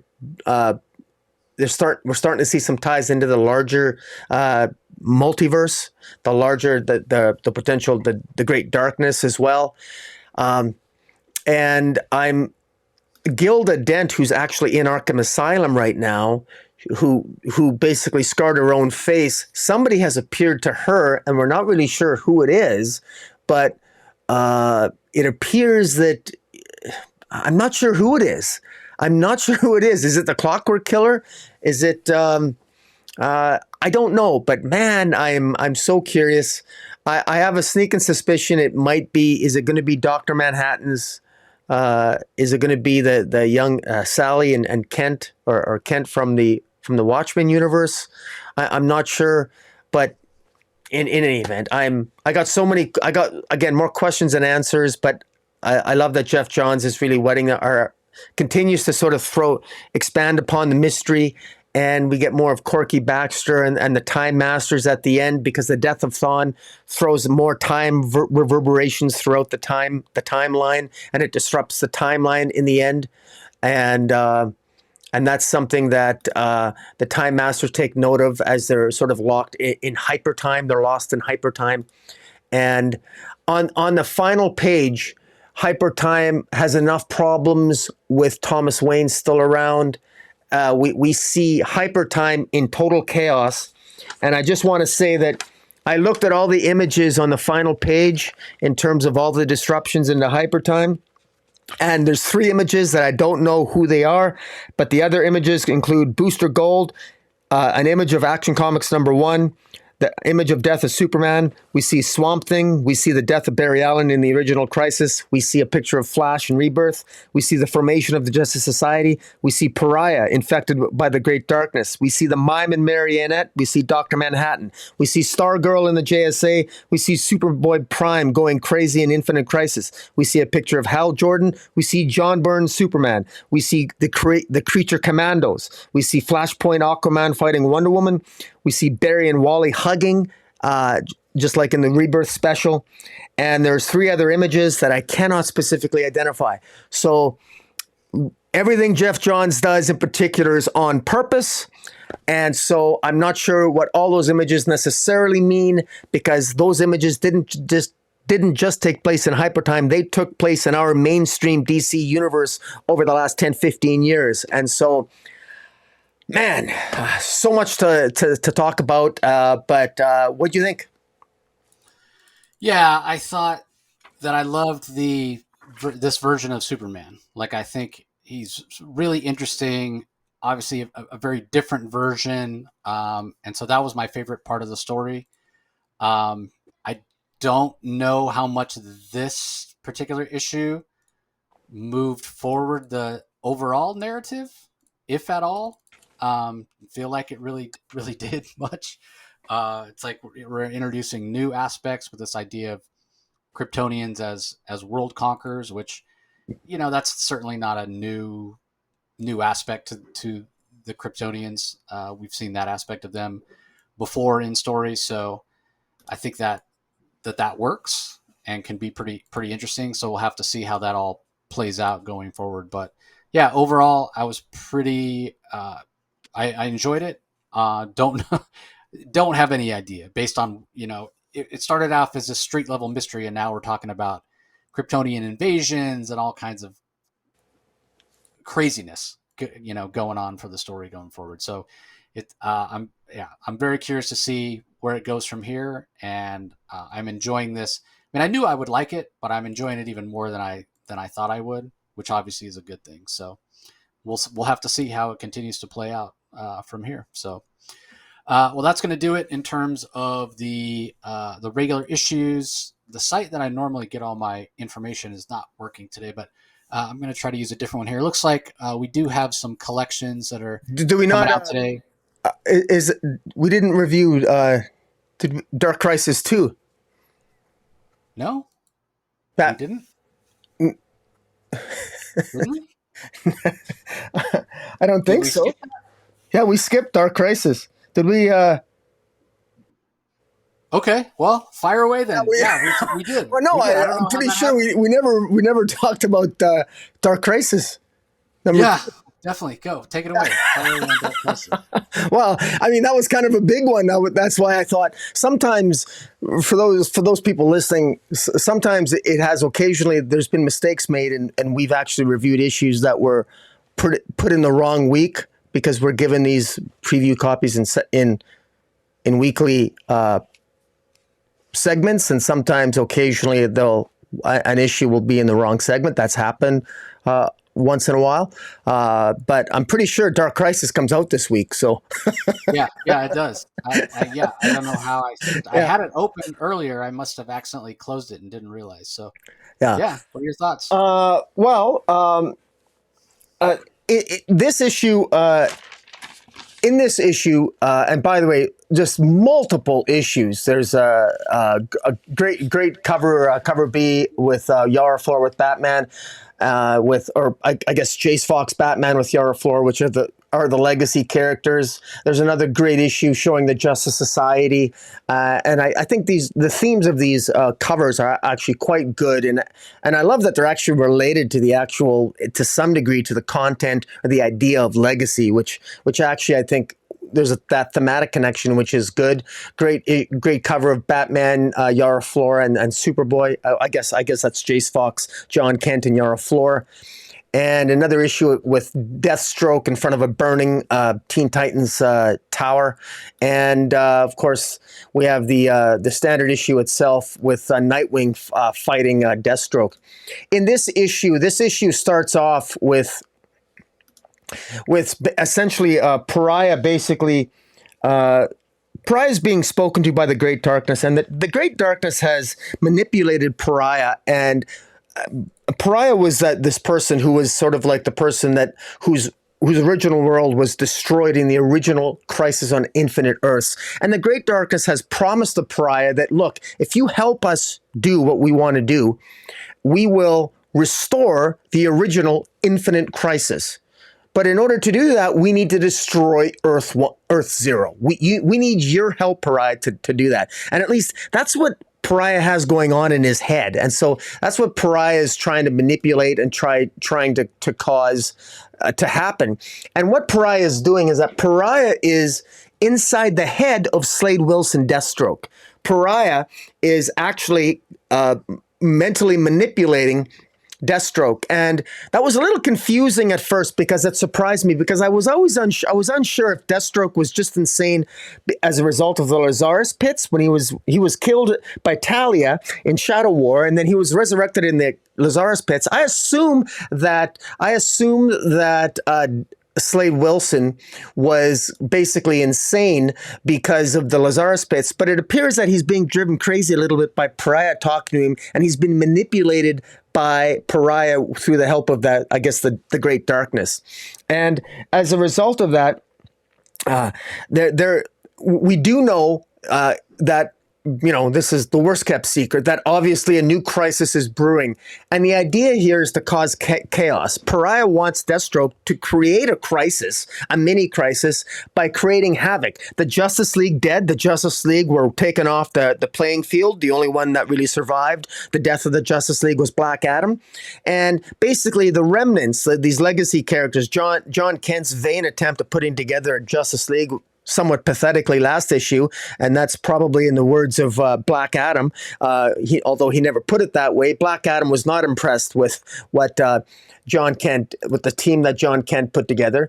And what's clear here, what Deathstroke makes clear, is that heroes all over the world, from Firestorm to Jackson Hyde, Yara Flor, Robin, all over the world, even in Kandak where Black Adam is, they're being attacked. Heroes are being attacked all over the world, and that's by design. And what is fantastic about this issue is this is an absolutely deadly and visceral attack by Slade. This Slade Wilson is pulling no punches, attacking Titan's Tower. He put a bullet into the head of the changeling Beast Boy last issue. Surprisingly enough, Beast Boy apparently is still alive, which is really hard to believe because he got a bullet to the brain, but apparently Beast Boy must have a pretty hard head. And Slade Wilson just basically throws, bullet right to the face. He'll live, but I think this one's going to scar. And he just throws the body of Beast Boy right in front of Nightwing, and Nightwing just goes right after Deathstroke.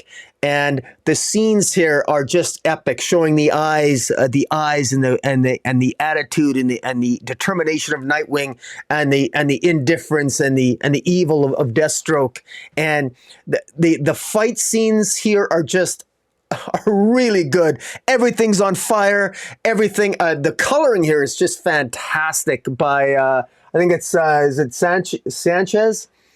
Yep, Alejandro Sanchez. Sanchez, fantastic coloring. The fight scenes here are just epic. The double page spread with Nightwing and Deathstroke, and you know what I love about this is Nightwing takes out Deathstroke. He wins the first round, and you know we talk a lot. We went through that entire Robin series about the big tournament and who's the best fighter. It's Connor Hawk and everything else. Well, I tell you what, could Connor Hawk take down Deathstroke? I think that's open for debate.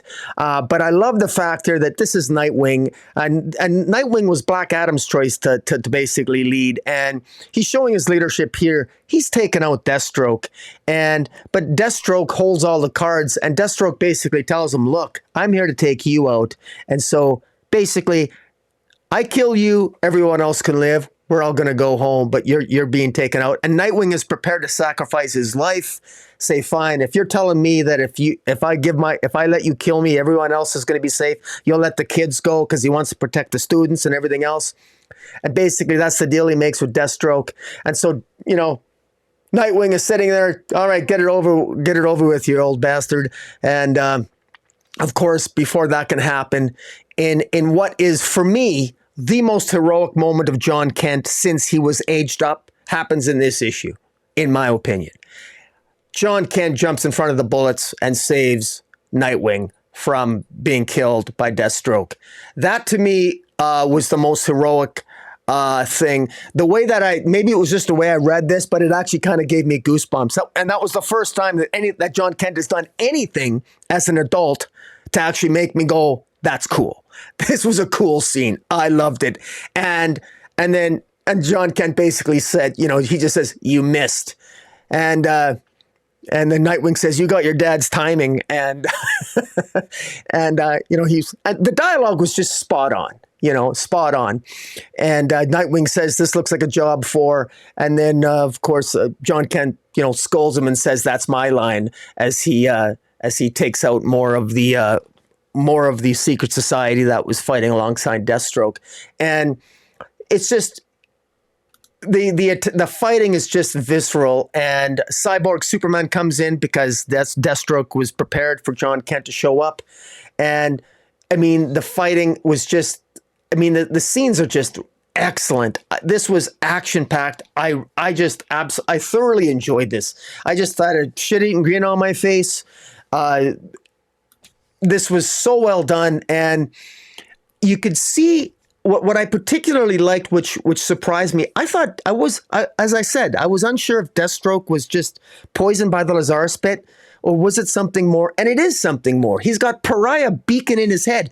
Deathstroke had a superior strategic position. Even with John Kent is distracted by Cyborg Superman. Nightwing is vulnerable. All of the Titans are vulnerable. They're weakened. They could be killed. They could be taken out by Deathstroke's forces. They could be taken out. But Pariah specifically tells Deathstroke, no, we need them. We need them. Basically, don't kill them. We need them. Bring the Dark Army. Bring my Dark Army to. Do not kill the superheroes. I need them. Remember your mission. Sow chaos. Create a crisis. Bring my Dark Army to you. And I'm not really sure why Pariah needs them. And because the question I have here, because this seems awfully convenient, because even one, I think it was even one of the other villains says to Deathstroke, what the hell are you doing? Why are we leaving? Let's kill them. We have an opportunity. Why should we give this up? And he's right. And Deathstroke just says, do it. Let's get out of here. And so they leave. But what I'm wondering here is, as I'm looking at this, is why, if Pariah wants to take out Earth 1 and destroy Earth 1, why would you want to leave the heroes on Earth 1? Why not let Deathstroke take them out? What would be the motivation? What plot point necessitates the remaining heroes being alive in order for, because wouldn't that, the remaining heroes being alive and capable of combating and fighting against Pariah go against his plans to destroy Earth Designate Zero? It just seems odd to me why Pariah would think that. So there's some plot points here and pieces that we're still not privy to, we're still not aware of, but I'm really curious as to what's going on. But it's Deathstroke and his and the rest of the Secret Society, they ultimately take off. And in a pretty cool epic battle, Superboy, I call him Superboy, sorry, John Kent, Superman, takes out Cyborg Superman in quite epic fashion. But it doesn't impress Black Adam. Black Adam says, look, I told you you guys aren't good enough. John Kent, you're a joke. You didn't, you failed. I knew you'd fail. And Nightwing, I thought you were better than this. So Black Adam's even disappointed in Nightwing. John Kent says to Black Adam, says, well, if you can think you can do such a better job, why don't you do it? And Black Adam says, thank you very much. I will do a better job. And yes, I'm going to teach you guys. I'm going to form the team. I'm going to lead. And I love that aspect of this. I did not see this coming. I was actually worried. I was actually prepared for Joshua Williamson to do the cliche thing and say, you know, have John Kent be the leader and do this and blah, blah, blah, blah. And maybe that'll end up being the case. But I actually like the fact that, no, let's get more aggressive. We got Black Adam. We need maybe a little bit of evil, a little bit of darkness to fight darkness. And I know at the end of the day, we're probably going to have the light and Superman win the day and over the great darkness. I get it. But at this point, we bring on the lightning. Bring on Black Adam, somebody with an attitude. Black Adam, we know at least one iteration of Black Adam came from the far future back to the past in preparation to fight this great darkness.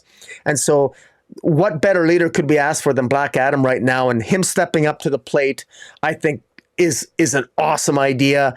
And I don't know exactly what will happen, but this issue ends with Kyle Rayner showing up out of the blue.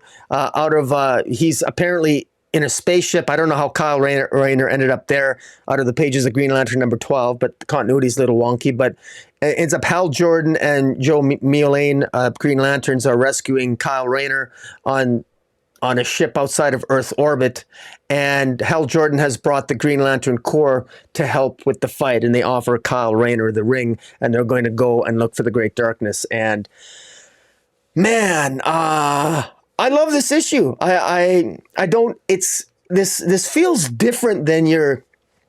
This has a different feel to it. I want to give Joshua Williamson credit for this. Feels like a crisis. It feels different. Because it feels.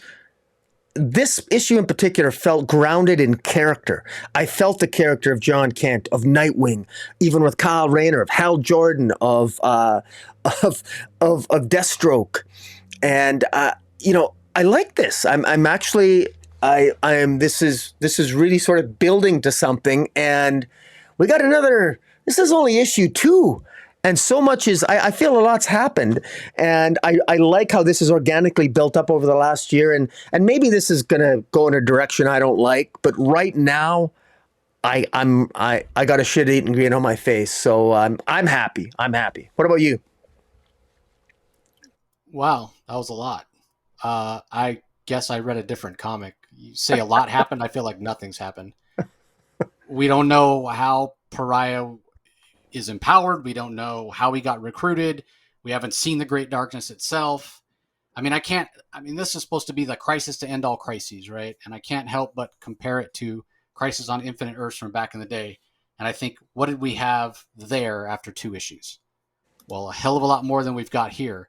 Yeah, you mentioned that it doesn't feel like it feels different. Yeah, it doesn't feel like a crisis. We have character moments. Yeah, that's great. This is Dark Crisis. When I see the word crisis, that means big. I would argue that stories that we're not maybe enjoying as much as we could, like whatever's going on in Nubia, is bigger in scope than this. DC versus Vampires is bigger in scope than this. This is supposed to be the biggest story going on in the DC universe right now. And I feel like I haven't seen anything. I don't know anything. I don't care because I haven't been told to care. Yeah, it's a cool moment to see John, save Nightwing. That was great. Hey, you have your dad's timing. Yeah, wonderful. Seeing the beautiful Daniel Sampere art with the Green Lantern splash page with Kilowog and Hal Jordan and everybody at the end. Yeah, that's an awesome moment. But it has no context. Nothing in the story has any context. The only thing that I understand, and you alluded to it, is that, yeah, clearly something's going on with Deathstroke, whether it's the Lazarus pits, whether it's some influence that Pariah has over him. He's he doesn't. He says one thing 1 second, and the next second he says the exact opposite. Clearly, the guy's like in some sort of Jekyll and Hyde state. So what's going on there? I'm sick and tired of seeing Titan's Tower blow up. I don't care if Titan Tower, like, you just blew it up in the regular series. So why should I give a shit that you blew it up again? And they even allude to it. It's like, you guys blow it up and then rebuild it the next issue. It doesn't have any impact. Nothing in this issue has any impact for me. And yet it's supposed to be the biggest story that's going on right now in the DCU. Like, it just, I keep waiting for the big stuff to start. I mean, it would be inaccurate to say there haven't been any consequences so far, because obviously the Justice League is dead, but yet, just like with the way John Kent feels about it, or Damian, yeah, but they've all been killed before and they've come back every time, so I'm not really that worried about it. That's sort of what that encapsulates the feeling of this whole series, right? Everything's been done before. The heroes have been killed before and they're brought back. This Hall of Justice destroyed and Scott Snyder's Justice League, it's back a few issues later. Titan's Tower's destroyed, it's back, now it's destroyed again. Well, we know it'll come back. Changeling shot in the face, suppose they're going to kill him. Oh, just kidding, bait and switch. It's actually just going to leave a scar. Like, why should I care about any of this stuff? Because there's no consequences to anything. And cool character moments are fine, but that's not enough to sustain an entire narrative. And I haven't gotten any answers. I don't know what the hell is going on in the DC universe anymore. I really don't. From the time Scott Snyder broke the source wall, I feel like the whole thing has been convoluted and a mess. Everything counts, but nothing counts. You can do whatever you want, shift around, and the timeline doesn't make any sense. And this to me, this series so far is just more indicative of that. Williamson can do whatever he wants, whenever he wants, with whoever he wants to do it to, but it doesn't matter at the end of the day, because everything counts and nothing counts. And I don't know, maybe it's not fair for me to put all the blame on Williamson for this, because it's more indicative of what I think is wrong with the DC universe as a whole. I don't think you can have your cake and eat it too. It doesn't work. You and I have said it 100 times. If everything counts, then nothing counts. Everything contradicts everything. Heroes are killed, but they're just going to come back. I mean, remember what a big deal it was when Superman died? It was on like the local news and people lined up around the block to get Superman 75. Nobody cared about Justice League 75, that they died, because we all know they're going to come back. And here's the other thing. They're not even really dead. Is Batman dead? How can Batman be dead? We just talked about like 4 or 5 Batman comics tonight, right? Mm-hmm. We talked about Superman last week and Wonder Woman last week. They're not really dead because they're not dead in the whole DCU. Because again, nothing lines up in continuity. Yeah. So, I would just give a little bit of pushback. First of all, I'm surprised that at the extent to which has rubbed you the wrong way. Only because I want to defend this a bit, because one thing that I will give Joshua Williamson for is that if you've just been reading Williamson's comics, and you've read Infinite Frontier, Justice League Incarnate, and you're starting to read Dark Crisis, and you followed his Robin and Deathstroke, there's consistency there. And so I very much disagree with you when you say this is without context. I think it has lots of context. Where, Rocky, when I say context, I don't know what do you mean? What's when missing? I say context, what is the Dark Crisis? Explain to me what the Dark Crisis is. Explain to me who the Dark Crisis is, who the Great Darkness is. Explain to me what his end goal is. Do we know any of that? No, fair enough. We don't know. We don't know we what don't know shit. We know nothing. Well, okay. Well, look. if you're not into the Great Darkness wants everything to be just nothingness. I mean, so basically it's manipulating Pariah, and it's manipulating Pariah, who in turn is manipulating Deathstroke, and in turn is manipulating everybody to ultimately move to Great Darkness. We know that Pariah is being, I'm sure, fooled by the Great Darkness. Okay. So that's so what manipulating to move to a Great Darkness. So manipulating Pariah and Deathstroke to erase everything. They don't have the power to do that. Well, Well, we don't know exactly how the Great Darkness is going to do that. I mean, that's still an open question, and we know that the Great Darkness has within itself Darkseid and Necron and Eclipso and Doomsday and all those other. We know the great army, the Great Dark Army is there as well. To what end exactly the purpose of this is, we don't know, but. I mean, I don't know if we need that much more context than that. It's a great evil that we know it's disappeared off the playing field. It's now gone, and it's building up to something. At some point, it's going to attack. Why does Pariah why doesn't Pariah want to take the heroes out? Why is he letting the heroes live? Because apparently they need to live for some other purpose. He believes that if the infinite Earths are going to be reinstated. What's the Great Dark? Maybe the Dark Army wants, or the Great Darkness wants to create an infinite Dark Earths or something. I mean, I don't know. At this point, to me, that sort of speculation is fun. The true motives of the villain, the true end game is yet to be revealed. I wouldn't say that's lacking context. We're just lacking an answer. I think there's a difference there. I disagree. It's one thing to know their plan. I'm not asking for the plan. We don't know anything. You said it yourself. The Great Darkness wants to erase everything. It wants there to be nothingness. But it's at the same time you're saying you said yourself. Oh, but Pariah thinks that the multiverse, infinite multiverse, is going to be restored. Well, those two things are diametrically opposed. So is Pariah just a fucking idiot that he's going along with the Great Darkness, who's telling him, "Hey, I'm going to restore everything," but we know the Great Darkness wants to erase everything? Like, it doesn't make any sense. Well, it doesn't make any sense yet. It's one thing. It's one thing to speculate when you're given some clues. We aren't even given any clues. We know nothing. We know nothing other than, hey, the Great Darkness is a big threat. We don't even know how to fight it. We don't even. I don't know. It's not working for me. We're getting a lot of fair enough. We're getting a lot of little puzzle pieces, but we're getting none of the big picture. Yeah, and I think that's a failure. And I'm a Williamson fan, and I will agree with you. If you read just the Joshua Williamson stuff, then yeah, there aren't contradictions in the story. But we read all the DC stuff, and the fact of the matter is, Batman comics are still coming out. Wonder Woman comics are still coming out. Superman comics are still coming out. They're not dead. No, so again, it makes it hard to care because it doesn't seem like this story fits into the bigger overall DCU. And I go back to what I said, ever since Scott Snyder broke the source wall, DC continuity has been fucked. And it doesn't make any sense whatsoever. And honestly, I'm just kind of sick and tired of it, to be honest with you. If you can't tell, I'm over it. Like, can we get somebody in there that can make some editorial decisions that make sense?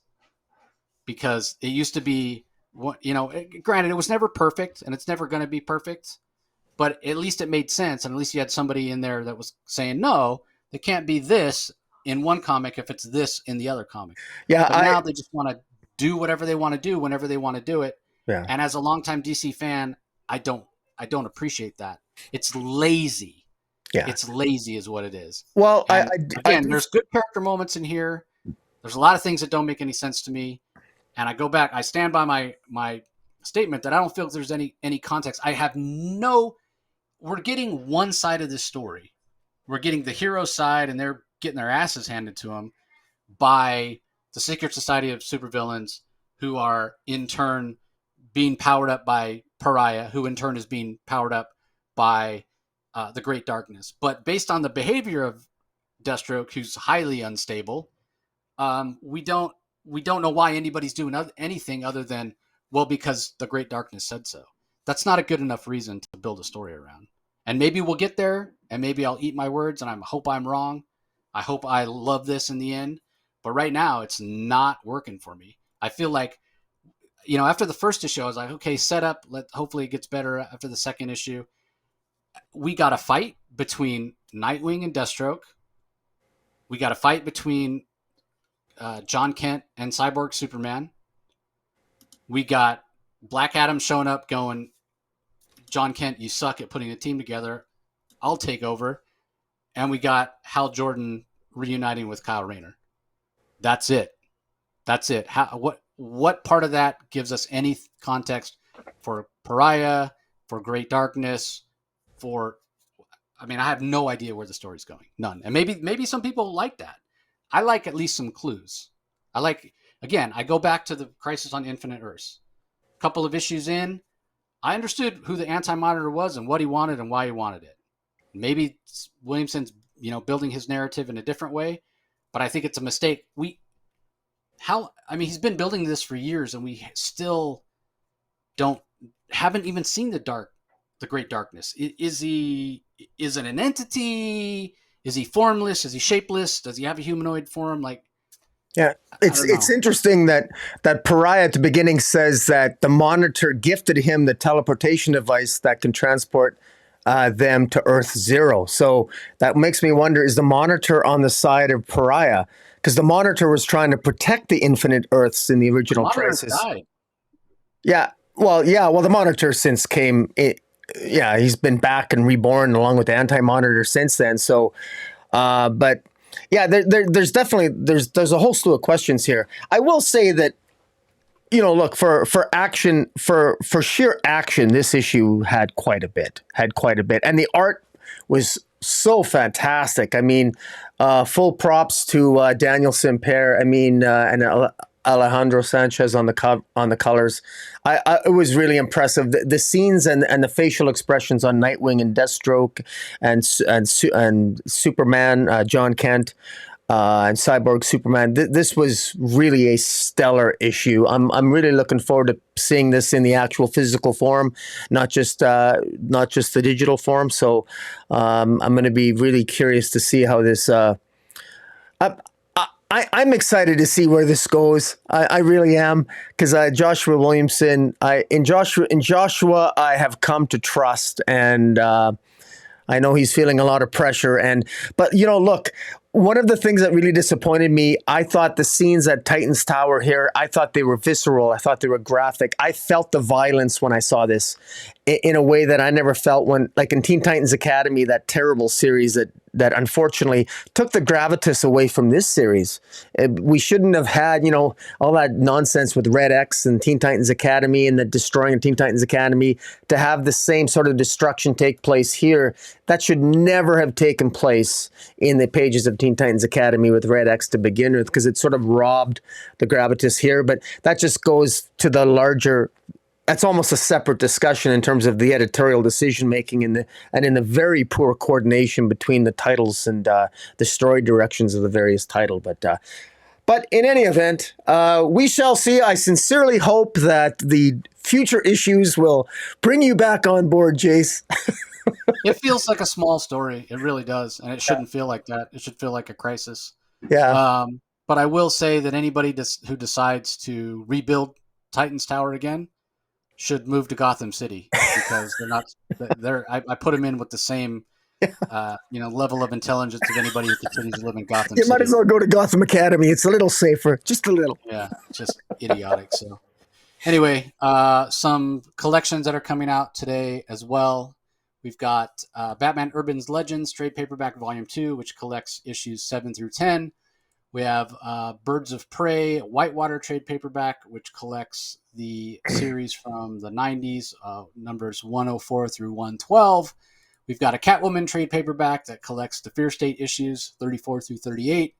We've got Green Lantern trade paperback volume 2. This is the second volume of Jeffrey Thorne's run on Green Lantern, so it collects numbers 5 through 12 and annual from 2021. Then we've got the Justice League Infinity trade paperback that obviously collects the Justice League Infinity numbers 1 through 7, which is a continuation of the Justice League cartoon. And finally, Suicide Squad Get Joker hardcover, which collects the Black Label numbers 1 through 3 of Suicide Squad Get Joker. Unfortunately, Amanda Conner doesn't stay dead. So that's it for this week.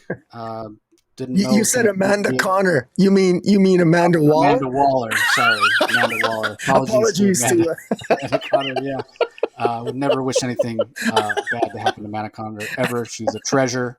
She's one of the best people I know. Now, I'm not saying in comics. She's one of the nicest people I know. One of the nicest people I've ever met ever. So anyway, didn't know this one was going to be 3 hours. Apologize for the length, everybody. We really went deep on Dark Crisis. Maybe subconsciously I didn't want to talk about it. Maybe that's why I skipped it. So anyway, anything to add as we're wrapping up here, Rock? No, it's a big week. It was a big week this week, and happy reading, people. And yeah, it was tough choices this week for comics. There was a lot of good ones, but I would have to give my favorite comic this week is a tie between. I liked Flashpoint Beyond issue 3, and I really liked Dark Crisis #2. What about you? Yeah, Dark Crisis #2 at the bottom of my list. Yeah. It was so no, it wasn't the worst comic, but it's not nowhere near the top for me. Flashpoint Beyond, I'll agree, was pretty outstanding. So I give my nod to that as the best book. But yeah, I mean, the contrast between those two is so interesting to me. Flashpoint Beyond, 2 issues in, it feels big. It feels like a mystery. It feels like there's a lot of questions to be solved. And in this 3rd issue, we take a swerve and add in all this Superman stuff and Kryptonians as conquerors heading toward Earth. And it works, as opposed to we're 2 issues into Dark Crisis and I feel like nothing's happened. And granted, we've had a lot of fights and we've had, character moments, but in terms of advancing the main story, it feels like it hasn't even gotten started yet. Yeah. So just, a difference in style between how Williamson's trying to tell a story versus what Jeff Johns is doing. So anyway, that's going to do it, everybody. All the usual stuff. Head over to YouTube, like Rocky's, or subscribe to Rocky's channel, Comic Space Boom !